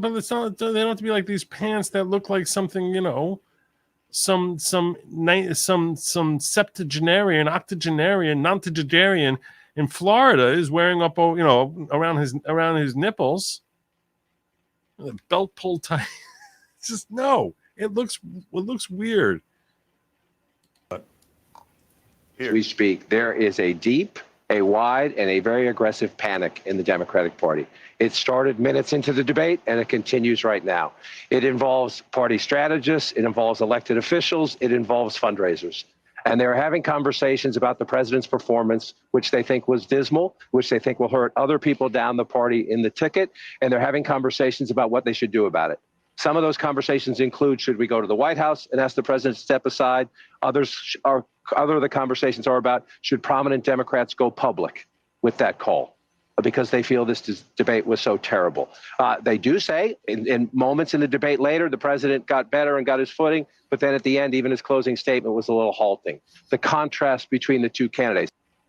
It wasn't a little halting. The end of that debate, the summary by Joe Biden was incomprehensible gibberish. Well, joining me now is Joe Biden's former White House advisor, Mo Vela. You know, Mo, I wrote a column for the New York Post, which is just going up now, where I said I genuinely felt very sad. I've never interviewed Joe Biden, but I had a phone call once with him after his son Beau died. It was a very moving and emotional conversation we had. He was vice president at the time. It was 10 years ago.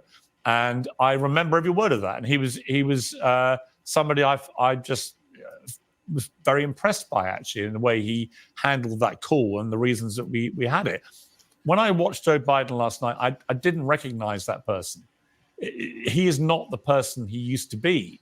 And I felt a real sense of sadness, as I would for any old person clearly suffering now from some form of senile dementia, exposed on such a gigantic live television stage to utter humiliation. I don't think it's something you feel jubilant about. You just feel sadness for him, and real discomfort. I've got to say, from here in London, watching America's president basically self-imploding like that on a world stage was pretty scary. I mean, this is the guy with his finger on the nuclear button for America. You, as his former advisor, what were you thinking? Well, I share your sentiment of sadness, Pierce, to be honest with you. I was sad for a variety of reasons. One, Joe Biden is somebody I love very dearly. I know him quite well. He and Dr. Biden are beautiful, beautiful human beings. Beautiful. He has literally dedicated his entire adult life to this nation. Oh, my God. Arguably, he saved our democracy already. Oh, my God. But he has dedicated his life to public service in our country. And you can't help but love this decent, beautiful, warm human being. So it was sad for the reasons you stated.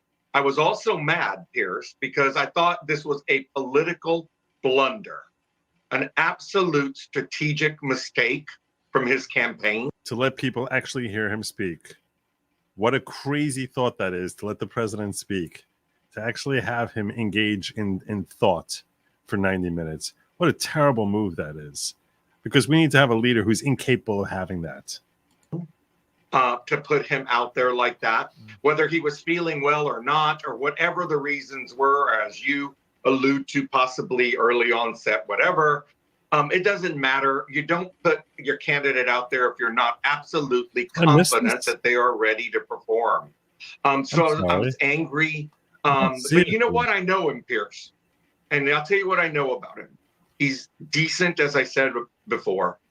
And I think he's going to meditate, and I think he's going to... I'm scrolling up. I still don't see it here. I don't know if StreamYard missed it or something. I apologize for missing it earlier. But I still don't see it here. But they were never a good uniform. They were... Maybe it was the feminist. Maybe it is a feminist thing. It's identifying as a feminist. And I think he's going to surround himself with his family, who he loves. By the way, to Jenna, I appreciated so many of the things you said a while ago, Jenna. And I want to say this to you, though. It was sure nice to see a wife love their husband enough to be at the debate and to come out and actually kiss her husband. And yeah, that means he won. To love him. And most wives, I hope all of your... Love him. No, she loves his power, jackass. That was exactly the point they've been making for the last half hour. Your spouses... I'm a single gay man, but if I had a spouse, they sure the hell better defend me in my worst moments in life, because that's what I think love is about. So, but you know what, Mo? And Mo, here's the problem. Had to help him off the stage. This is why you don't have a wife, because it's hard to respect anything that comes out of your mouth. Though she had to help him off the stage. She wasn't there to love on him and kiss him. I'm going to show that. I'm going to show that very clip. Actually, let's watch that clip. Are now in the books and in front of the voters tonight, along with Aaron Burnett. The first word on what those voters might make. Now, you see, what you're seeing there is Dr. Biden guiding Joe Biden, the president, down literally 2 steps because she's worried he's going to fall over. And only 2 weeks ago, we saw Barack Obama take his former vice president's hand and guide him off the stage at a fundraiser in LA. And I actually tweeted at that time with that clip. I posted on X. I thought this was just so awful to watch. Why are the Democrats going to carry on allowing this to happen and stand by Biden as a candidate? And an interesting series of things happened. Bill Ackman, the billionaire hedge fund guy, sent me a long response in which he talked about it was obvious to him that Biden's mental and physical acuity now were just simply not up to the job. Because you have a brain. That's why, Cavell. Because you have a brain. That's why. Dedicated their life to sitting on a throne of power. Oh, such a public servant. I agree. You'll never catch me wearing pantsuit, but you've had toddlers. You know matching colors is hard. Fancy stay guessing at. Fair enough. Okay, Kamala's going to be the answer. No, she ain't. That would be great, though. Of being president of the United States. And he carried on explaining, why age is relevant here and how he just doesn't think he can do the job anymore. And we were talking all like this, and then we had an enormous kickback from all sorts of people, led by Mark Cuban, who another billionaire business guy, who pounded into me and Bill Ackman and said that we were playing to the gallery, playing to our followers, that we were denying the reality, which is both Trump and Biden were equally frail and infirm and so on. And I did message him today, and I said, Mark, do you want to reevaluate what you tweeted us and the attack you made on us? Because it turns out, if anything, we understated how bad this situation is. And understated. I think, Mo, the reality for the Democrats surely is, if they go ahead with Joe Biden now as their nominee, wait, he has my glasses. This Donald dude. Trump is going to win. This son of a gun, extremely easily. What the heck is that? What the heck is that? I know he's got some sort of like woman thing on the front of his. I don't know what that is. What has he got there? Oh, that looks really terrible. That looks like something no man should have. This thing he's got like right over here. I don't know what that is, that gold thing. He's got jewelry on it. I don't know what he's got in his glasses. In November. Oh, that's just a flash. That's just a glare. Whereas if they get rid of him, they have got a chance of getting somebody younger, more dynamic, who just might re-energize the whole Democrat election campaign. You know, Pierce, here's where I come down on it. I slept on it last night, and here's where I woke up feeling about it. I know this gentleman. I love him. I respect him. Yeah, I appreciate what he's done for our country. He has earned the respect and the right to go now and make his decision. I really believe that he will reflect on this and he will do what is right for our country. He's dedicated his whole life to this nation.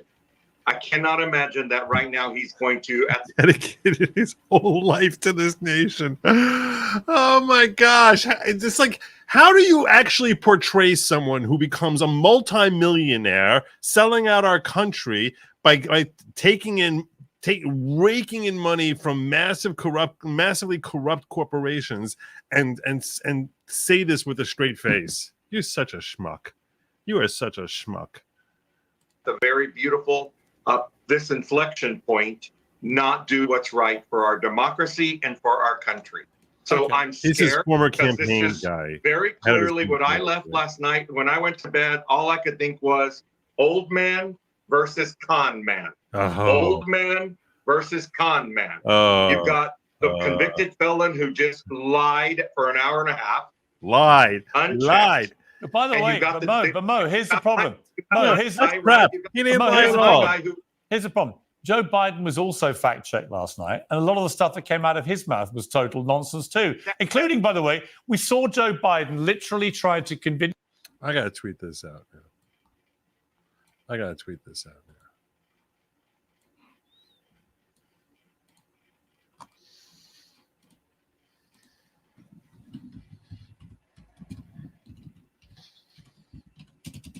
Yeah, what's going on?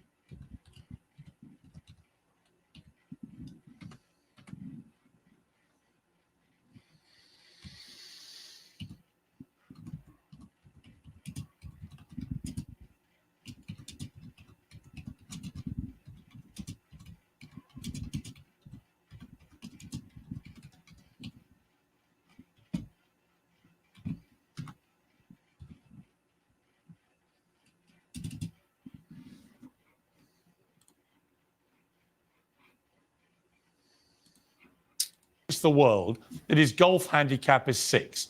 I am a 16 handicapper at golf. I will hereby bet, I put this on X earlier, I'll bet $100,000 to a charity of Joe Biden's choice. Not only will I beat him off my 16 handicap, so 10 worse than him, apparently, then not only will I beat him, I don't want any shots off him. In fact, I'll give him a shot a hole and I will still beat him. There is no way Joe Biden can even play golf these days, right? So that was another whopper he told. So when it comes to whoppers... I don't know, Denise Ann. He's never done anything that was right for our country. I don't know why anyone believe it happened now. Bill Dozer says only 20 followers away from 1,000 on X. Nice. Go get Bill Dozer. Dozer74 there. I post interesting things like live stream updates to my Thursday streams at 9:30 p.m. Central here on Rumble. Bill Dozer74 creeping up on 300 here. All right, you know what I'm going to do right now? You know what I'm going to do right now? Just because, let's find Bill Dozer. Let's find Dozer74. Let's find him. Let's find him. What do you say, Dozer74?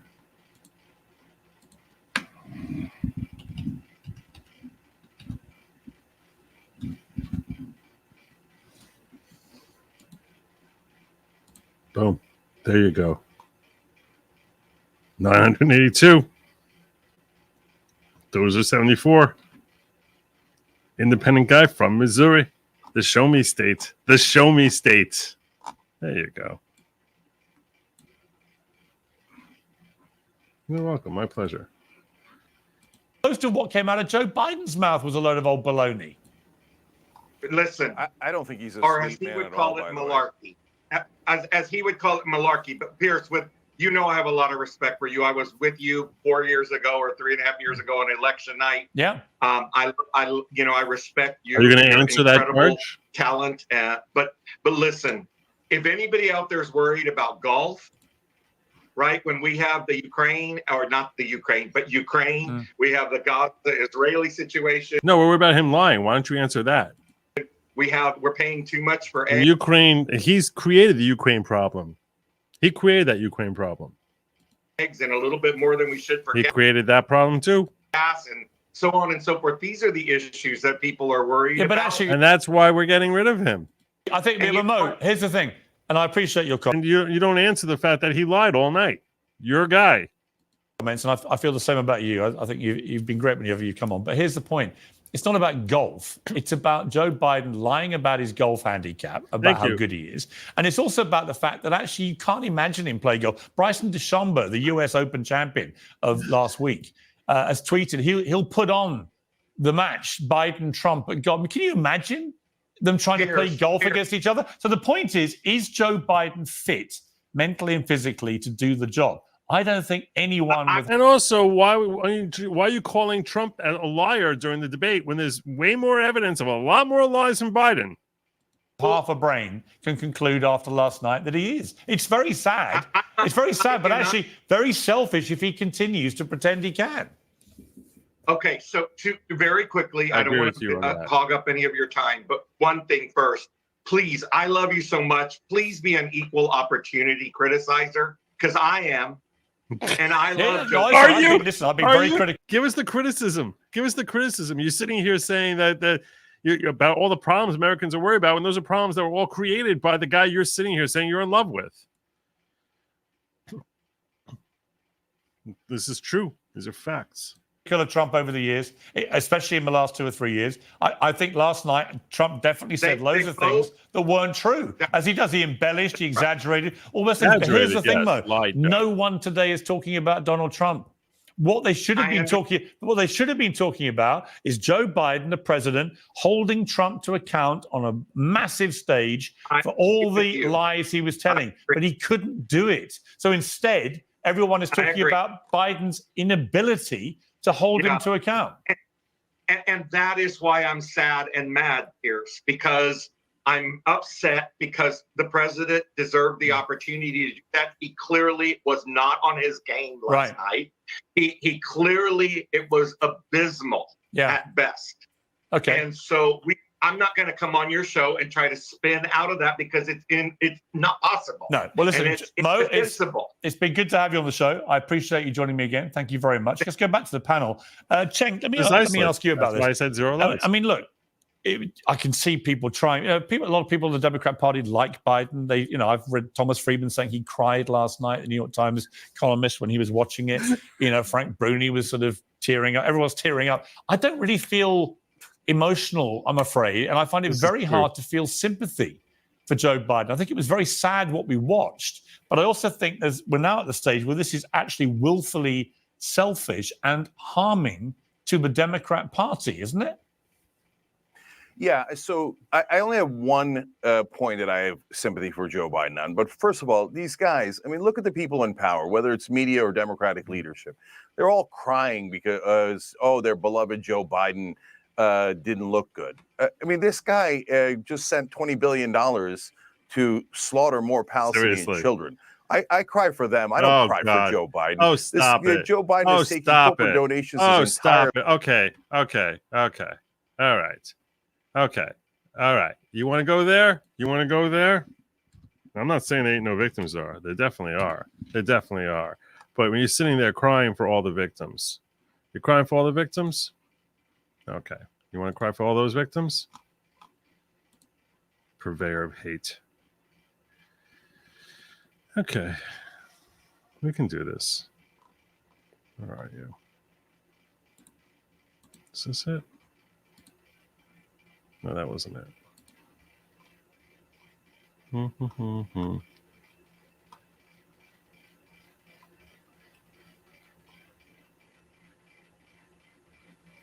know I got it here.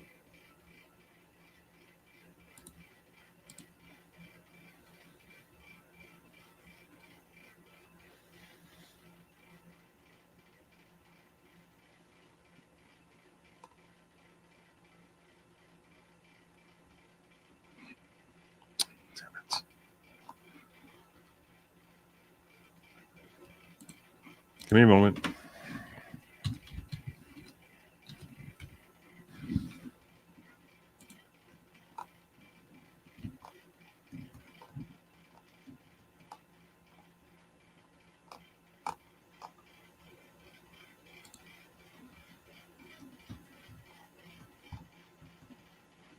Here's one thing.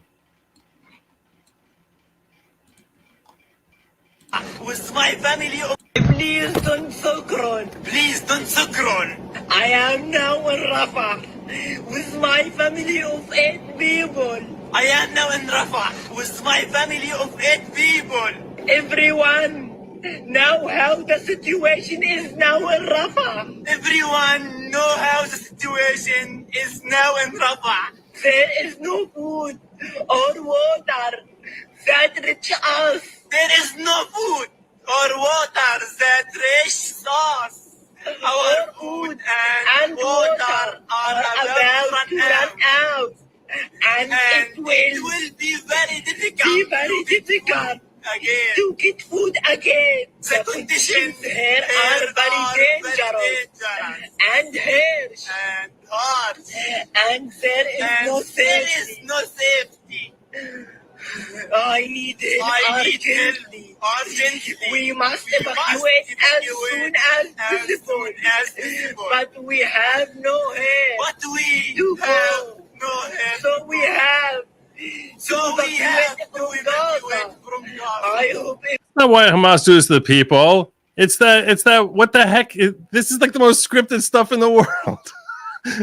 With the worst acting in the world. Everyone can help quickly. I hope everyone can help me. Donate or share this video. You can donate to your family and friends.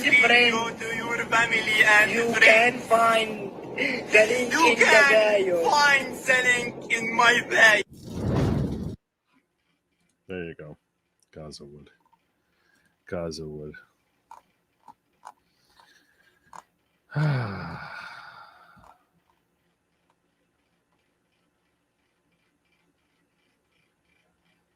There's the behind the scenes of Lincoln bio.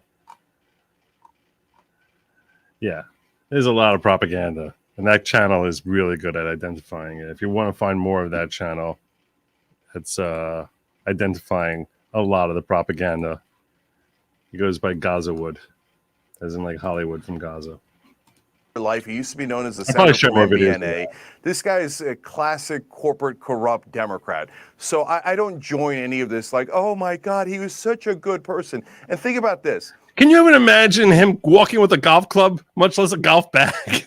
Can you even imagine him walking 300 yards or even walking to his golf cart? I mean, please, getting out, come on. Anyone believe he can finish 5 holes? 5 holes?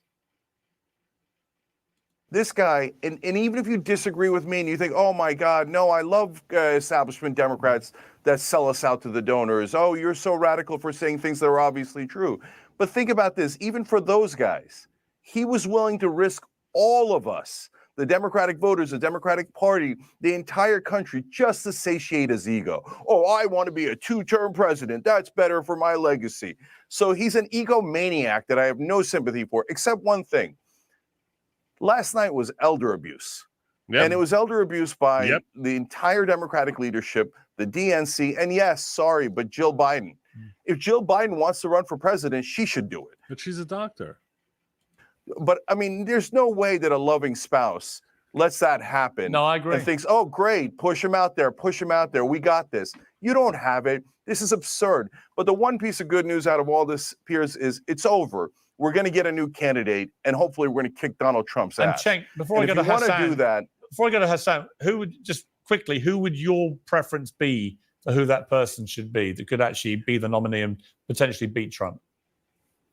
So the problem with the Democratic Party is that they never pick a populist in a populist time. They keep picking the most establishment candidates there are when the American people keep telling you they don't want establishment candidates like Hillary Clinton and Joe Biden. So they should pick a populist, but they won't. Of course, the top candidate is Bernie Sanders, and he would... I'd be fine with Bernie Sanders replacing Biden. Easily beat Donald Trump. Everybody actually knows that. Let's be honest, the Democratic Party would rather have Donald Trump. There are a whole bunch of folks who actually scare me with them replacing Biden. A whole bunch of folks. Bernie Sanders ain't one of them. Than Bernie Sanders. So, but if you say no, Bernie Sanders is too old, or we can't have it, you can go to Ro Khanna. You can go to Jamie Raskin. Jamie Raskin is beloved by everyone in the Democratic. I thought you said you don't like people who are part of the system. Jamie Raskin, really? Party. He's incredibly smart, incredibly principled. He's not at all principled. He's full of crap. He's completely full of crap. I mean, he would eviscerate Donald Trump in a debate. Let's pick someone who can win and actually represent the people. Okay. Before I come to Hassan, actually, let me just get Vinny's reaction to that. One name? I'm afraid I'm going to disagree with Cenk there. Yeah, go on then. Okay, Hassan, you respond. Yeah. Okay. First of all, Big Gretch. That's it. That's the method. That's the movement. Okay, put Mama Gretch in office. Okay. So he was trying to think what he should call her to be memorable here. That's too scripted. Mama Gretch, please.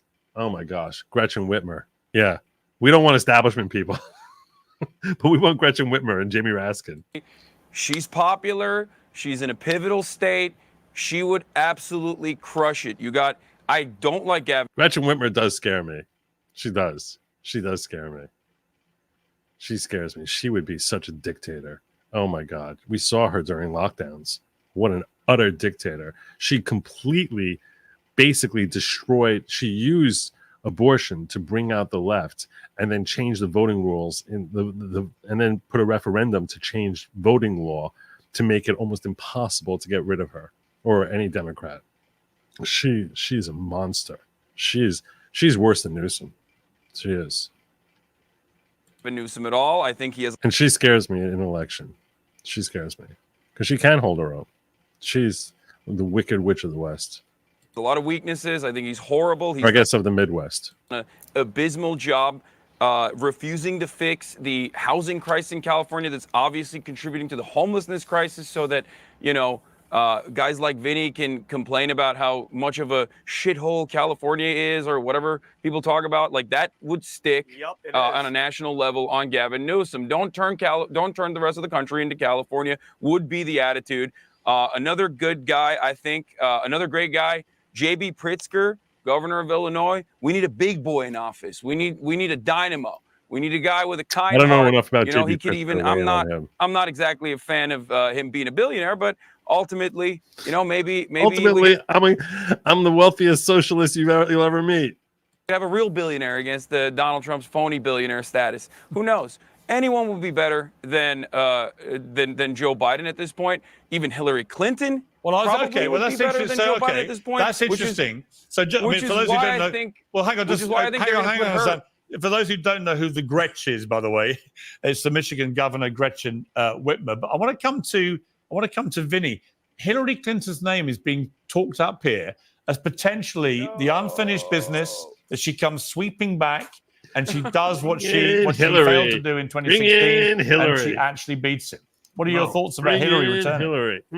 Bring in Hillary. You know what, Piers? I think she's finished. Hillary Clinton has no chance. I think every single time she gets in front of a camera, it's hurting the Democratic Party. I think she's the worst. From her history with her and her husband, it's abysmal. Let's not even get into the Clinton Foundation and Epstein and her husband. That's a whole different can of worms. But I think it's funny how everybody on the left is so, this whole failed presidency is because of Biden's age and his dementia, which he definitely has. Whoever's going to come in, it's the Democratic Party's policies. Yep. Like, what do you think? His age is why we had inflation skyrocketing? Do you think his age is why the Soviet Union decides, hey, Russia says we're going to Soviet Union. Russia, I just show my age. Then Russia said, hey, we're going to go into Ukraine now. Really? I think it's his age that Iran got billions of dollars and started funneling that to Hamas? You think it's because of his age that the border is a complete crap fest? Plain and simple. I don't give a damn who you put in there. Gretsch, Bernie Sanders, communism, you want socialism, you want all that crap. It's not going to fix anything. That shit's going to keep going. Say what you want. Last night solidified it even more for the independents in the middle that are kind of on the fence. I would much rather vote for the convicted felon than this poor old moron that they wheel out there now on purpose like a sacrificial lamb with no drugs and everything to turn. You notice, Piers, every other debate, every CNN anchor, everybody that was moderating would cut Trump off. They would yell. They would stop. Notice how they sat there, Jay Tapper and Dana Bash. They were quiet. They let everything pull out. This was all on purpose. And I think that Hillary Clinton's on the table. I think Gavin Newsom, for sure, he was the only one there. You notice that?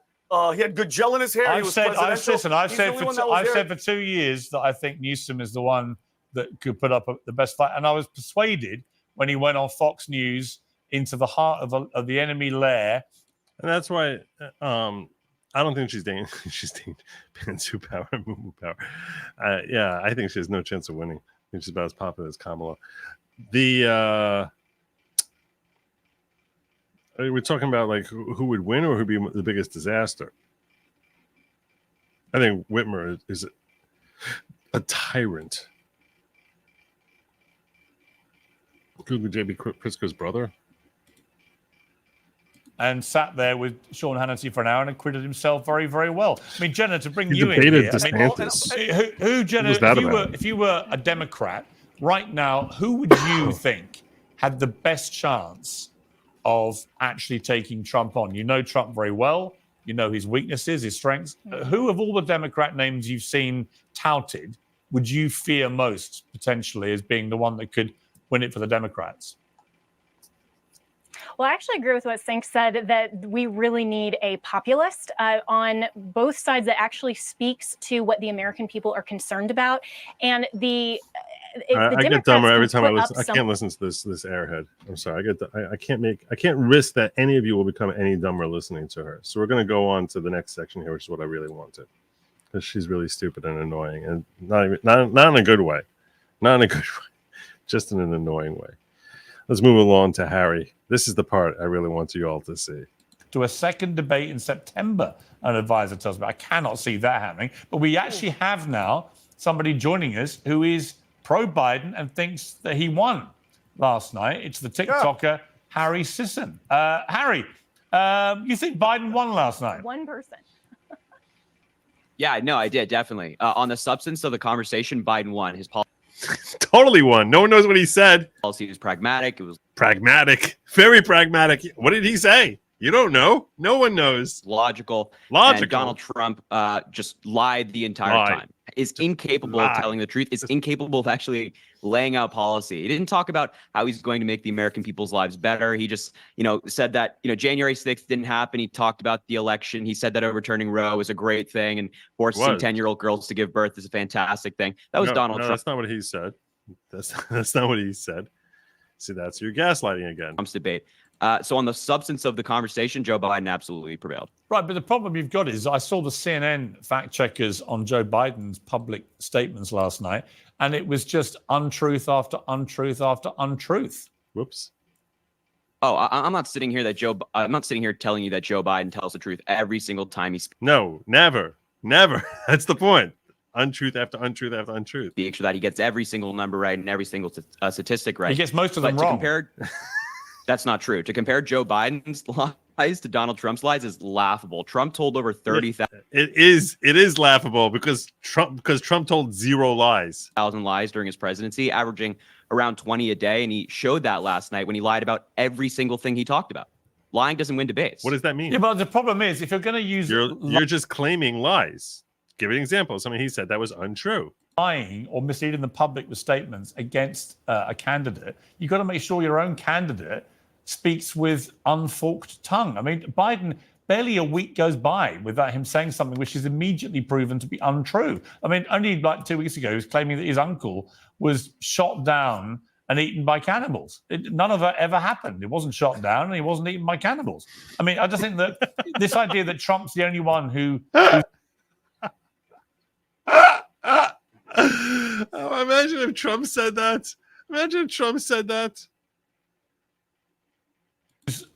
whose statements can't be trusted is just not true. Honestly, Last night, again, who was shot down and eaten by cannibals. None of that ever happened. He wasn't shot down and he wasn't eaten by cannibals.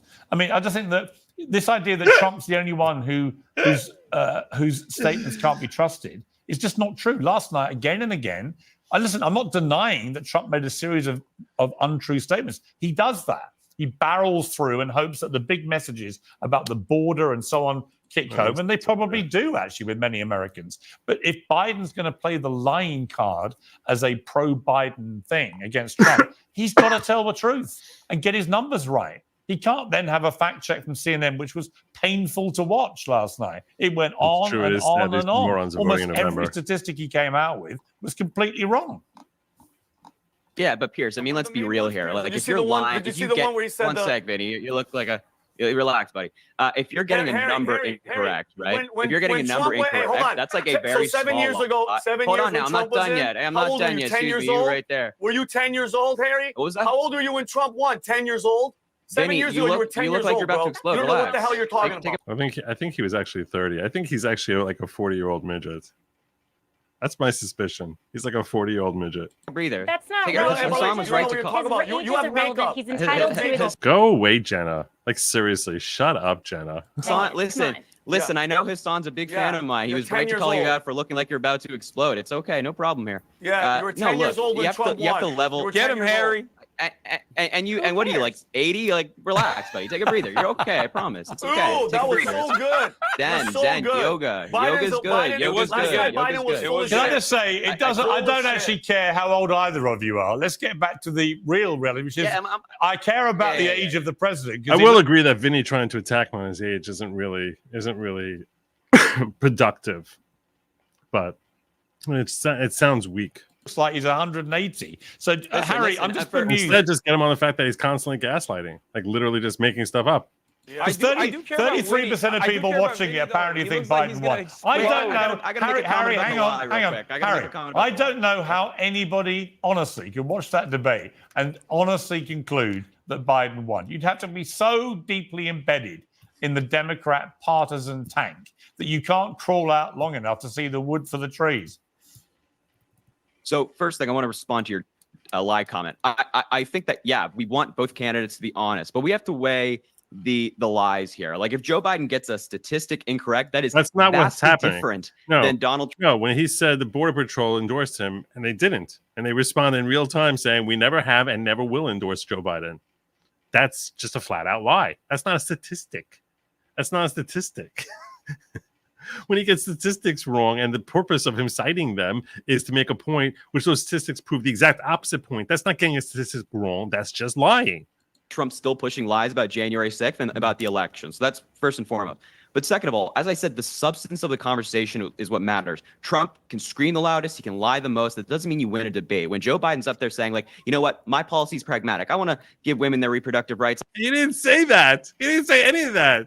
Maybe that's like the part that he mumbled that no one understood. My policies are right. Come on. I mean, look, I guess he's interpreting the dead stares for words. I want to continue to lower healthcare costs. I want to expand healthcare for veterans more and more. That's pragmatic policy.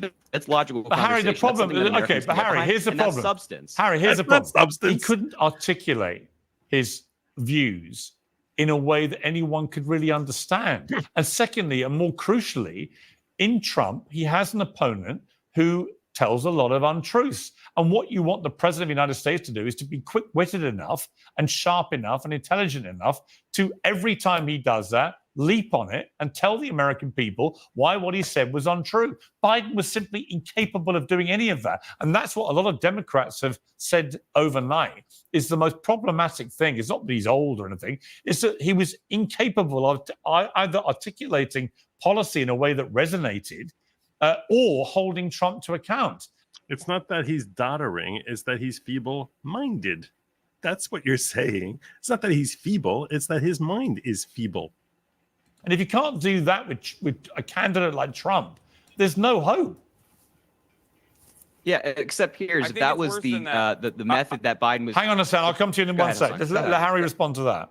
Sorry. Well, all right. What I was going to say is, if that's the method that Biden was going to go with, then all of his answers would just be fact checking Trump. Every 2 minutes he has to be like, okay, Trump lied about this, and that's not any way to win a voter over. Biden, I would think it's more of the moderator's job to fact check, as opposed to Biden dedicating his entire debate to fact checking. Biden should be laying out the policy, which he did.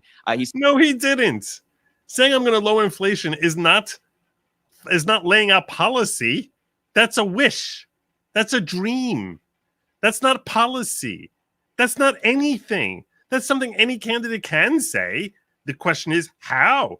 That's not pragmatic. That's like saying I'm going to bring world peace. What the hell does that mean? It doesn't mean anything. How is that pragmatic? It's like you're using words and you don't know what they mean.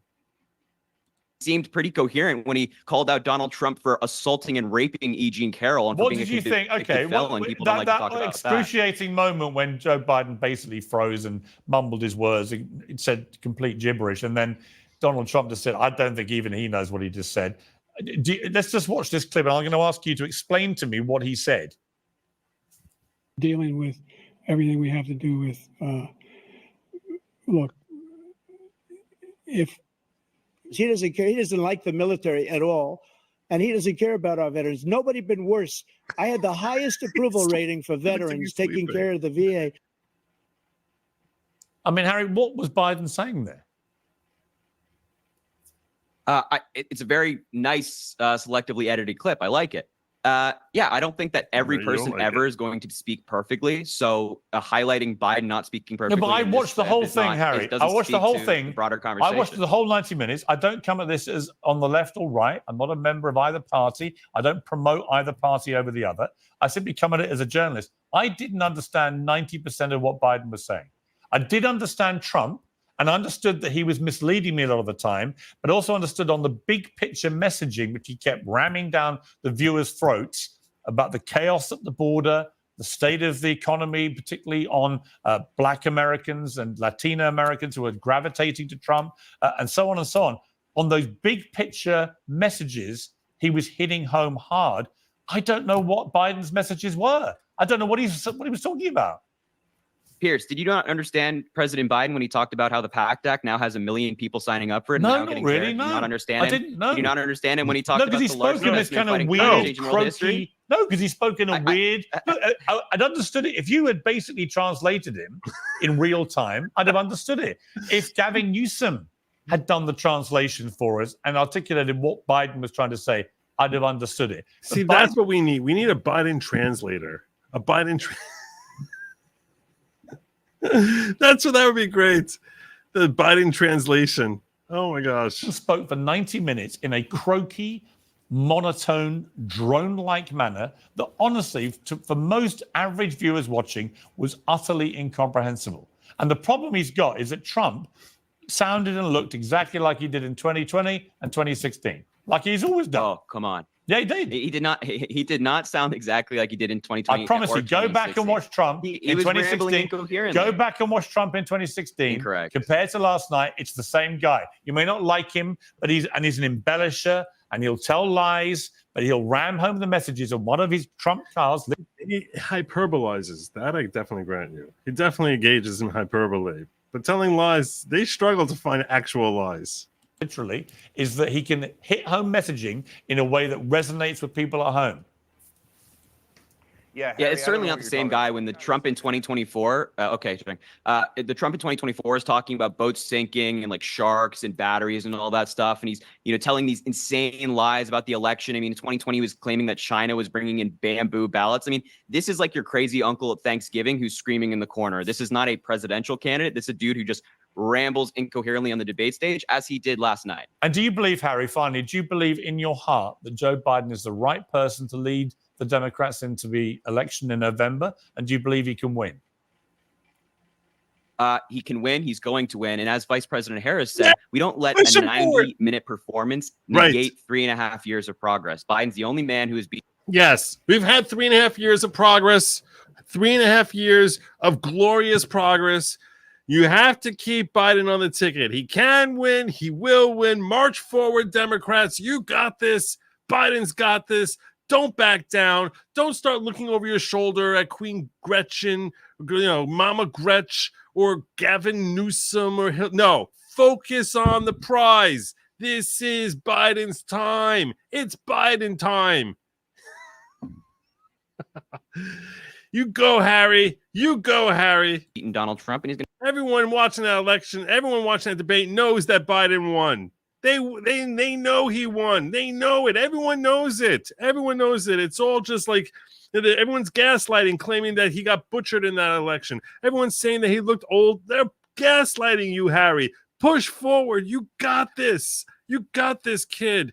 It's your time. It's Biden time. And do it again. And I'm looking forward to convicted felon Donald Trump facing justice. Why are you the only person I've heard in the last 24 hours who's not crying because the performance was so horrendous on the Democrat side? I don't know. You have to talk to the people that you're surrounded by. I'm talking about Thomas Friedman and Frank Bruni and all the Democrats. All the Democrats supporting writers for the New York Times and so on. Literally all of them. Van Jones at CNN. They're all crying because it was so bad it brought tears to their eyes. You appear to have watched a completely different debate. You're happy. You thought it was great. He's going to win a triumphant victory. No, he's not, Harry. Wake up. Yeah, I don't have the mentality of like, oh, something didn't go our way. Now we have to pout and cry. I have the mentality of, well, if no, you have the mentality that it did go your way because you're willing to gaslight anything. That's it. Keep the gaslighting. He won that. He won. Everyone knows he won. The polls are all lying to you. Something didn't go our way, and that's the way it's perceived. Let's get to work. Get out there and get a clipboard and go get some signatures and go door to door. Don't sit here and sit in our own sadness. Let's get to work as opposed to writing in the New York Times that it didn't go the way we wanted it to. I agree with you. Actually, that is the right response, and I admire that attitude. So thank you for joining me. Harry, thank you very much. Well, joining me now is the Republican National Committee spokeswoman, Elizabeth Pipko. Harry wants Trump to win. I just want that to be clear. Elizabeth, thank you very much for joining me. I'd imagine that you're extremely happy today. No, I'm not extremely happy, actually. I'm extremely happy for Donald Trump. I think you'd agree that he had a resounding win last night, but I'm actually really upset. I'm upset for the country. It was not a good night, obviously, for Joe Biden or the Democrat Party, but it wasn't a really good night at all for the American people. We just had, I believe his name was Mo, a former Biden advisor. I was listening to your show, and he said that this was a blunder, right? A blunder on the part of his campaign to have him out there on the debate stage. I'm wondering why it's a blunder to have him on the debate stage, but not a blunder to have him leading the country for the last almost 4 years. It is a really sad time. We're in uncharted territory. It's almost like we are a ship in horrible waters without a captain, and somehow it's the first time the American people are allowed in on that secret. It's a horrible time in this country, and I really can't believe that we're here. You know, I almost believed you when you said you were sad there. Pierce, I don't know if you know my story. My parents are immigrants to this country. I swear to you, this is genuinely a sad time for people like me. No one wants this, right? My mom was crying last night. She's a supporter of President Trump's. This is a rough time. Who wants to watch that? It wasn't just Van Jones. It was people around the world, by the way, who support this country and everything that it stands for. No one wants to see the commander-in-chief of the United States. If you ask me questions, I'm going to do my damnedest to try and make sure I can answer all. I'm going to answer almost all your questions. I don't know. Maybe I'll try my hardest. You ask me questions, and I'm going to see. I'm going to see if I could I'm going to do my best to answer questions. Because look, folks, it's a podcast. If you ask questions, you need to have a podcaster who's capable of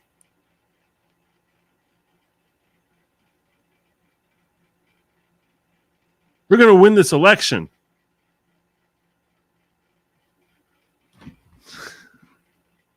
America embarrassed the way that he was last. I mean, look, I felt sad too, actually, and I agree with you about that. If I'm the Republican National Committee spokeswoman, I'm pretending to be sad on camera in interviews, but quietly I'm doing a conga. Well, I don't know how to congo, but no, genuinely, I you'll have to teach me sometime. Never in my life, but no, I am an American first, and this was a rough night. I think anyone that watched it would agree with that. But no, it's a great night for Donald Trump to prove himself, to prove to the American people that he is the obvious choice in November. But that does not mean that we don't have to think about who has been leading this country the last nearly 4 years and who's going to lead it through November. Right? Who keeps you awake at night thinking they might replace Biden before the election? Is there someone that you just are slightly apprehensive about? You think actually that could cause us problems? It's a good question. It's all people talk about, right, for the last 3.5 years. Now we know they're actually serious about it. I've heard Michelle Obama's name quite a bit. I do not believe she would do it. I believe she's incredibly popular, but I genuinely do not believe anyone could beat Donald Trump right. Look, folks, look. Jew gold is stored in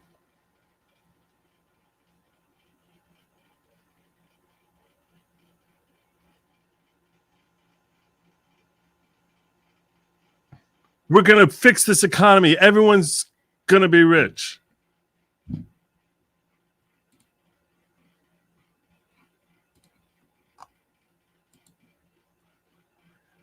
Do you think Harry has a candle with a picture of Biden on it that he lights and prays to nightly? Look, I got to tell you, today's kids, they know things, man. They know things in ways that I remember when I was a kid. I had these friends, and these friends we didn't really know what was going on, you know. And today's kids, they're like, there's something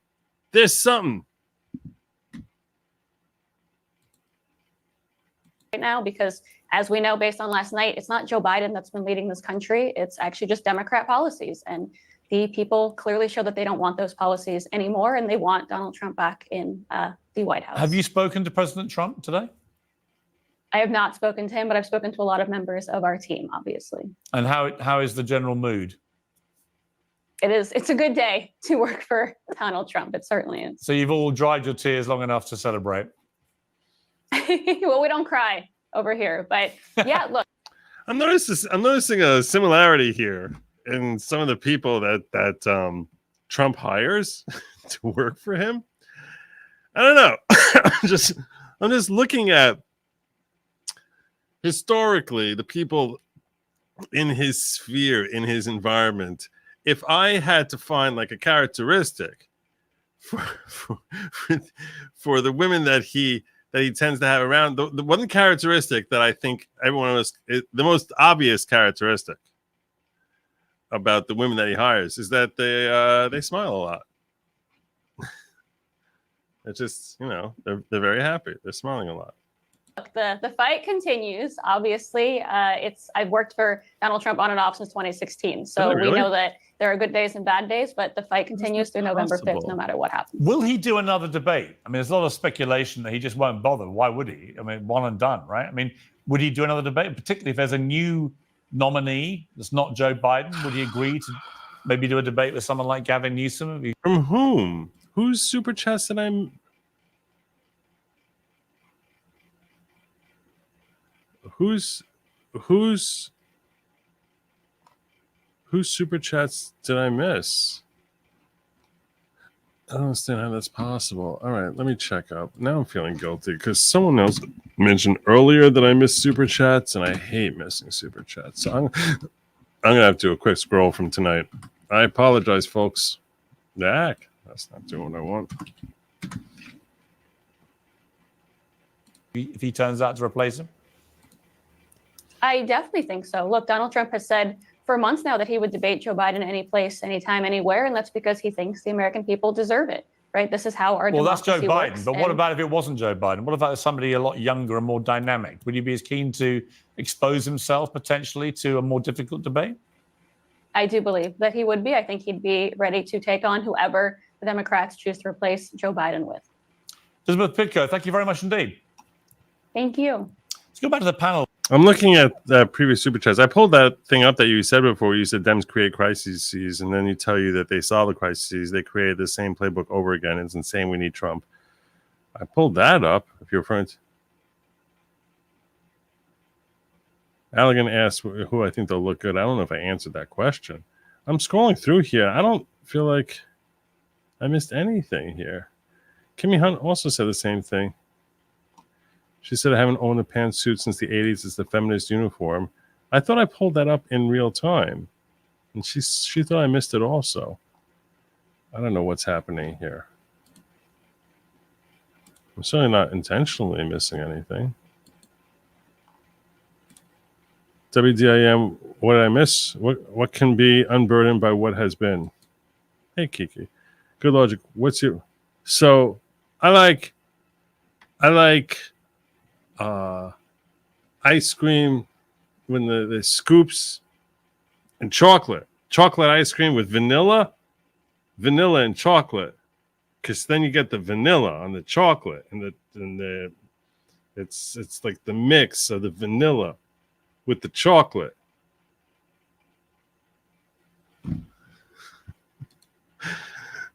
Well, Cenk, your response to the Republicans, they're pretending to be sad. Of course they're not sad. They're absolutely jubilant because it couldn't have possibly gone any better. I mean, every headline from the moment that debate was over is catastrophe for the Democrats. Yeah, except there's one giant caveat to that, which swallows up what you're saying, Piers, which is that the night was so terrible for Biden that it wound up being terrible for Trump. The reason is Biden can't continue. They put out that lunatic statement that you read earlier in the show about how he's going to continue and how he's a dynamo and all that stuff. No, the only person who believes that is your earlier guest, Harry, who apparently has lost his mind and wants Trump to win, right? Like, if we keep Biden in the race, a Trump victory is guaranteed. Look, when I said that Biden had a near zero chance of winning, everybody went crazy. And I said that 6 months ago, 9 months ago.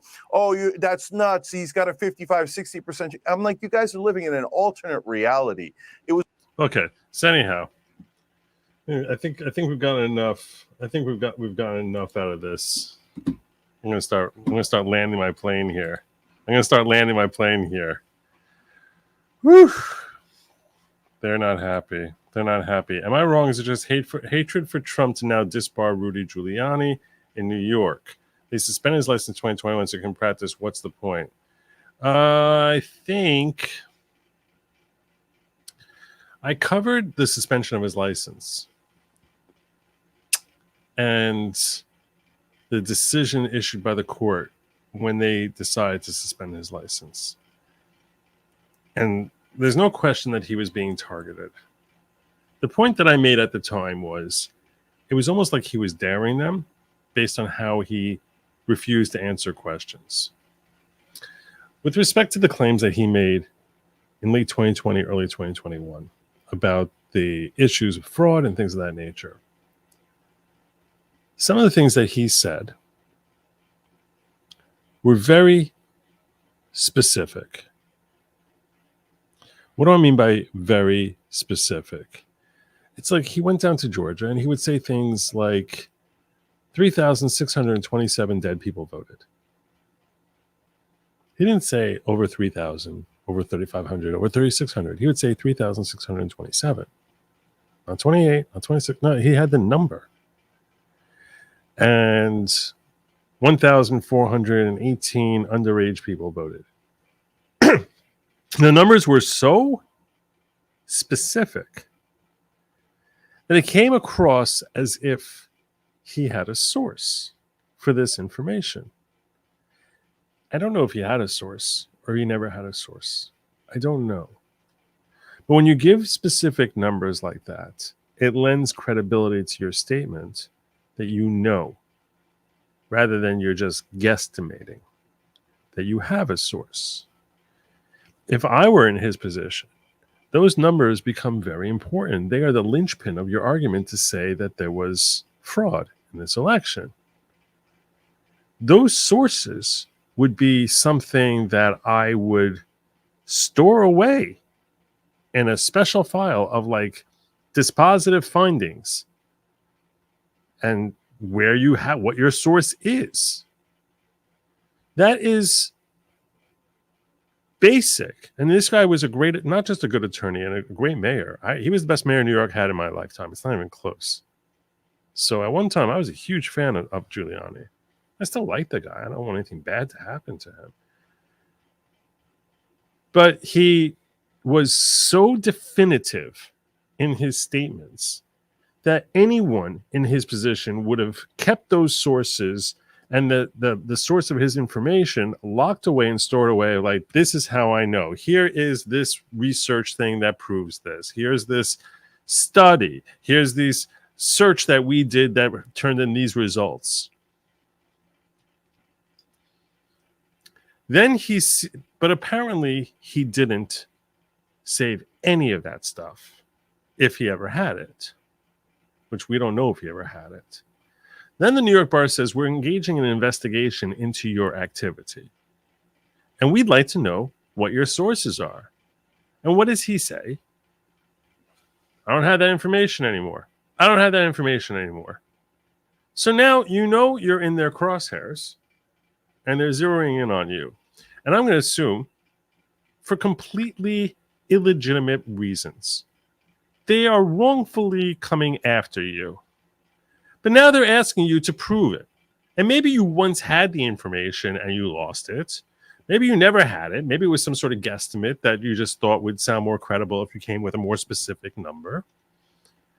At that point, you sort of dial back a little bit because you say, oh my gosh, they are asking me to verify the information I have, and I used to have it, but I don't have it anymore. What is the worst thing you can possibly do going forward at that point in time? The worst thing you can do at that point in time is to continue making the same claims that you've already admitted you cannot validate. I don't know what the heck he was thinking. That is a crazy move because you're doubling down and tripling down on information that you've already stated you cannot verify to be true and everyone is claiming is false. So you know you have no evidence for it. You know that they're scrutinizing you and you don't have any source for it and you still keep saying it over and over and over again. To me, this is basically daring the New York Bar Association and the First Department to basically punish you as hard as they can. Because you're basically saying to them, I have no proof at all, and I'm going to keep on making these claims that everyone else thinks I'm lying about. And I have no proof, and I know I don't have any evidence for it, and I can't even tell you what my evidence originally was because I don't remember what it was, but I think I once saw it somewhere. And I'm going to still make those claims over and over and over again as if they are fact. Now, do I think he should have freedom of speech and say whatever he wants? And even if that's a lie, he should have that freedom of speech? 100%. Do I think that this was a hatchet job, that they were coming after him because he was so closely associated with Trump? 100%. It's hard to have sympathy for him when he comes and says, I don't know what my source is, but I'm going to keep saying this thing that is really irritating you when I say it, and I have no way of proving that I ever knew this to be true, and I'm going to keep making that statement over and over again. So I sort of feel like a mixed feeling, a very, very mixed feeling, because I do think he has freedom of speech, and that includes freedom to lie. But I also feel like he was particularly stupid in the way he handled this particular situation, where it was almost as if he was saying, punch me, you don't have the balls, punch me in the face. Go ahead, I dare you, I dare you, I dare you. Now, that's what happened with respect to his suspension. I was unaware of the fact that they're looking to take away his law license and disbar him altogether. I certainly hope that doesn't happen to him. I think it would be wrong and unjust if that happens to him. I'm simply saying he made himself as unsympathetic as possible. And basically, it doesn't help anyone who's a Trump supporter for someone to go out there and make very fact-specific claims with very fact-specific numbers that you cannot legitimize, admit that you cannot legitimize, and then keep making those claims because you're destroying your own credibility. And I want him to have credibility. I want him to have the credibility. So why would you be making, I would never make a statement that of the nature that he made unless I knew I can tell you, this is how I know it. This is how I know it's 3,627. This is how I know. Why would you not? I mean, it only strengthens and gives validity to what you're saying. Why would you want to mislead people or make people think that you're trying to mislead them?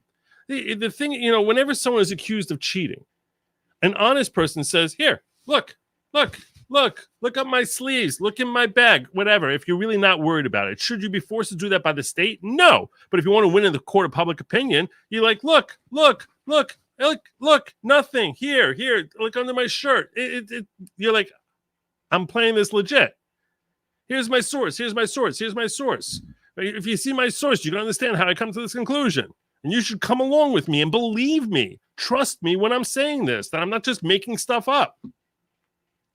You would have to do it if he walked into a court of law. You'd have to come up with a source, not just come up with, stuff out of his head that he thinks he saw online somewhere. So that's why, I feel frustrated when I look at the Giuliani situation because I feel as if he is being railroaded. He's being railroaded because of his politics and his political alignments, and it's a terrifying thing, and it's unjust. And at the same time, I look at him and I'm like, I don't know what the heck you were thinking, because that's just not the way you do this, and you should have known better. It's wrong, but why are you daring them? Unless you really don't care if they take away your law license, which maybe he doesn't. Joe, when I was a kid, I knew everything. How am I catching dementia? Oh, that was when I was giving my Joe Biden answers. Yeah. Biden is not going to quit. He's going to ride the Dem Party down like Slim Pickens did on that bomb in Dr. Strangelove. Yee-haw!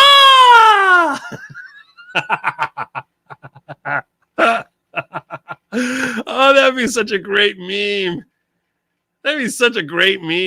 Just throw on the side of the bomb, Democratic Party, and have Biden's face. Yee-haw! Oh, that'd be so good. I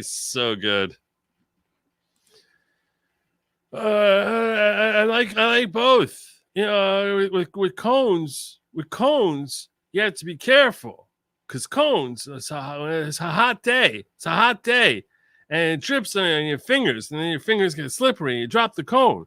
That's the problem. That's the problem with cones. But I like the taste of cones. So I gotta eat it like really fast. Because and that's the thing. You say wow, that guy, he can eat ice cream fast. How does New York bar have jurisdiction in Georgia for Rudy? It's what he's saying in New York. He asked me about jurisdiction. I claim jurisdiction all the time. Beam was worse till Blasio or Dirty David Dinkins. I don't remember Beam, but I do remember that Dinkins was terrible, and Giuliani really cleaned up the city after that. Harry doesn't push forward; he pushes backward.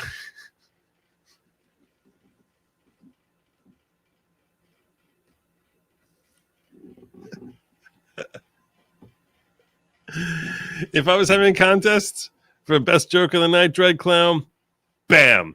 In fact, bam. I'm going to give you one of these. That was good. That was really good. That made me laugh. Denise says, Joe, what do you think about the devolution theory?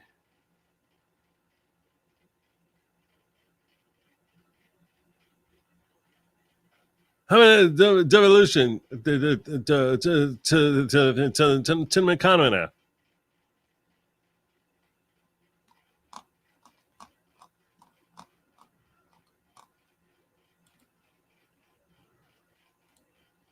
Okay. Did I get everything? Let me make sure.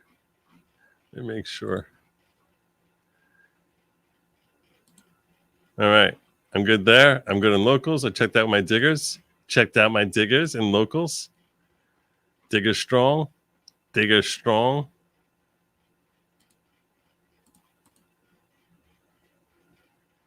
Digging away there. That is a secret tunnel. That's really the answer to the Jew gold. It's a secret tunnel. That would have been a much better answer than what I came up with. I think I got everything. I covered everything over there. You all tell me I was missing chats. I don't know what chats I was missing. I seriously didn't see a single chat that I missed. Super chat. If I did, I'm really sorry. I do my best. I really do. I do want to give you a heads up. Next week's Baldwin trial. I will be live streaming it. It's looking like I'm going to be having like a little bit of a mix.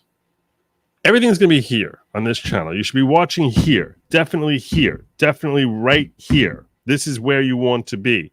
Here. Right here. This is where. Where? Here. Good logic. That's where you should be watching the Baldwin trial. Other people will try to draw you toward them. Go there at your own peril. What can I say? At your own peril. Now, I will be visiting from here into other channels with other people. We're trying to figure out logistically how that will happen.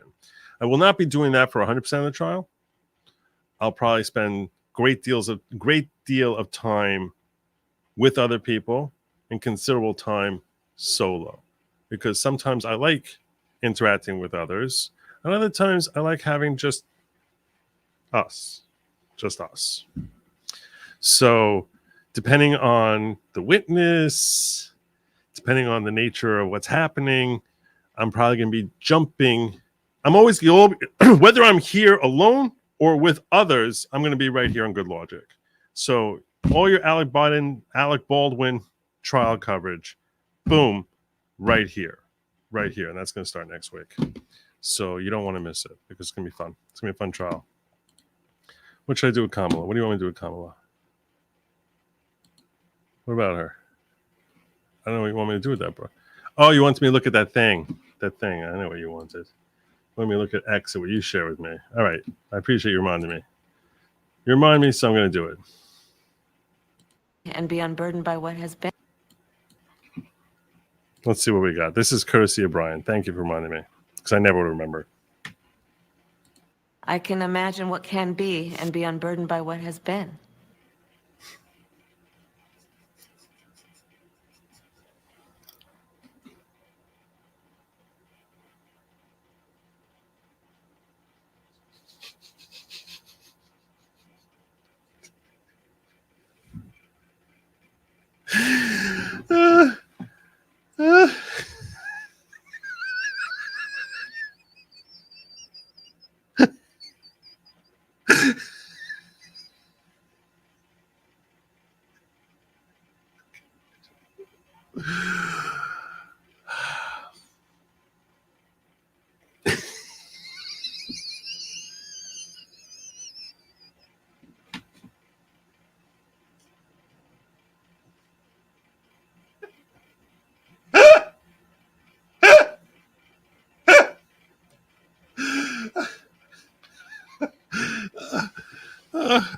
Oh my God. I can imagine what can be and be unburdened by what has been. You know? What can be unburdened by what has been. What can be unburdened by what has been. What can be unburdened by what has been. What can be unburdened by what has been. What we can see, what we believe can be unburdened by what has been. What can be unburdened by what has been. What can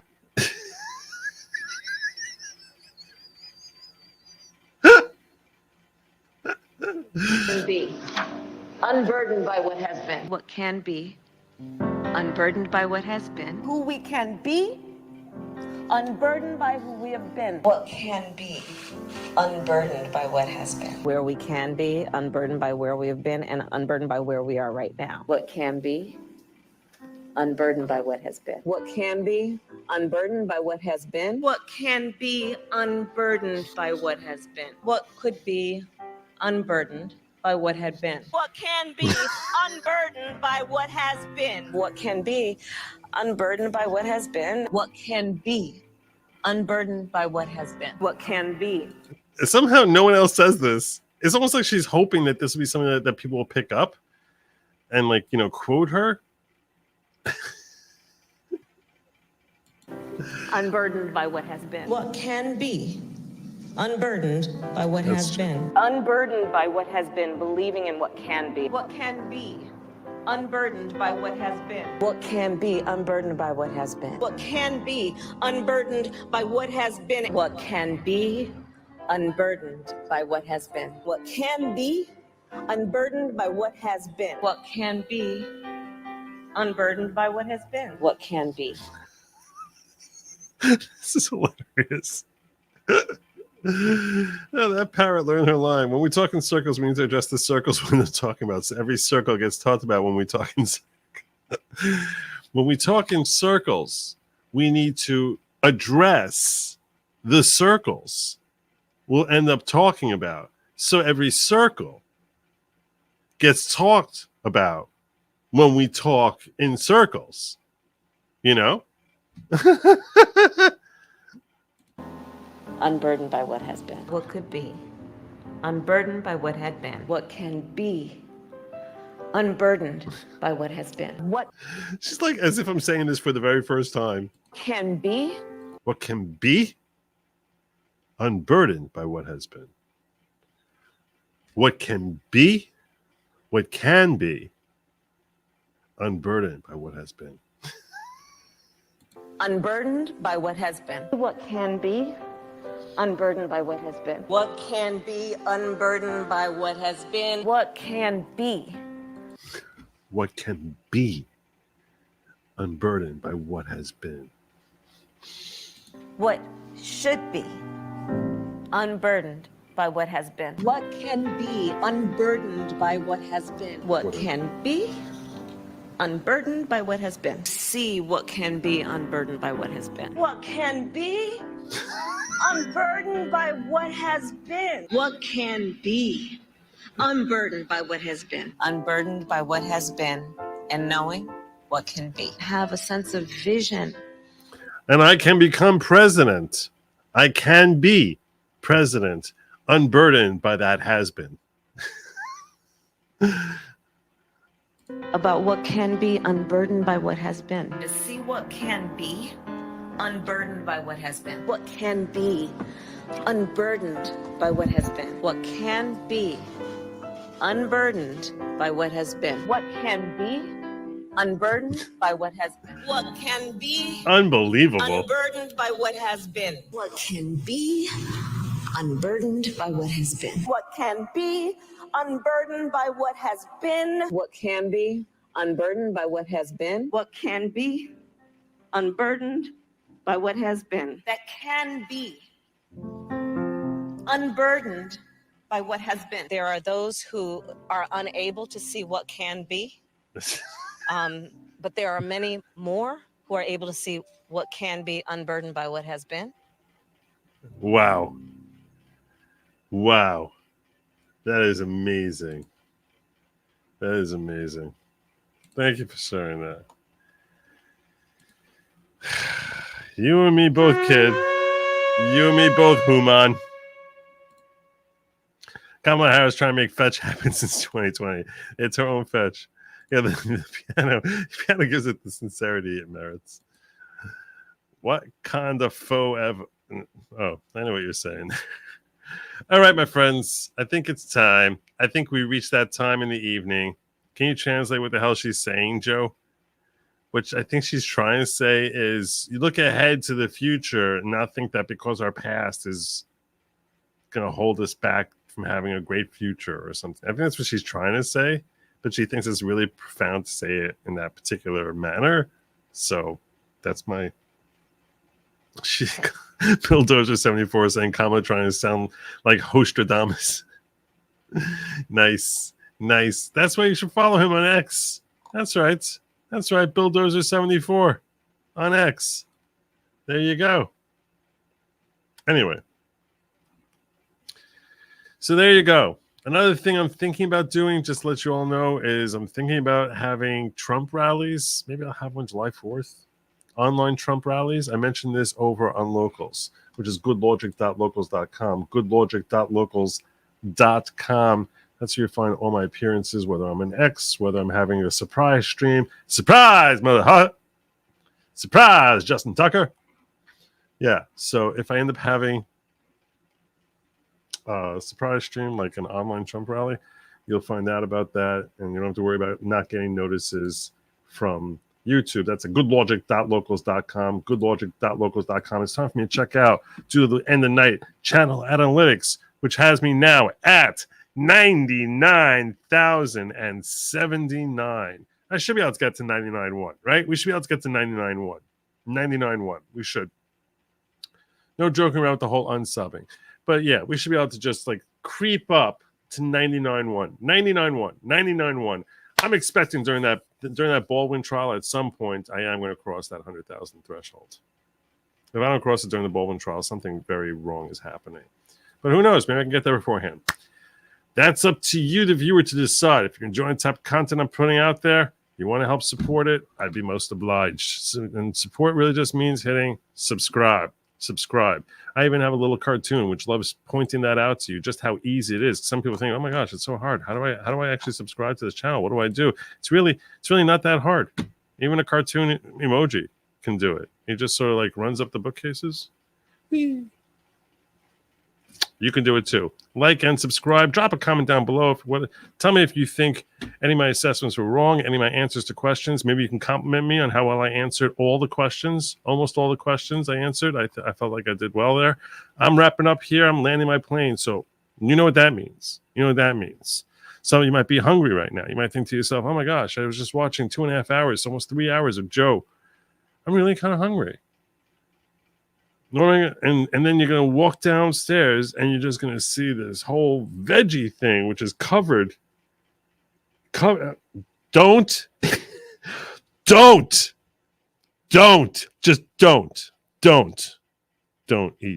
the bugs. Have a good night, my friends. Take care. And as always, Godspeed.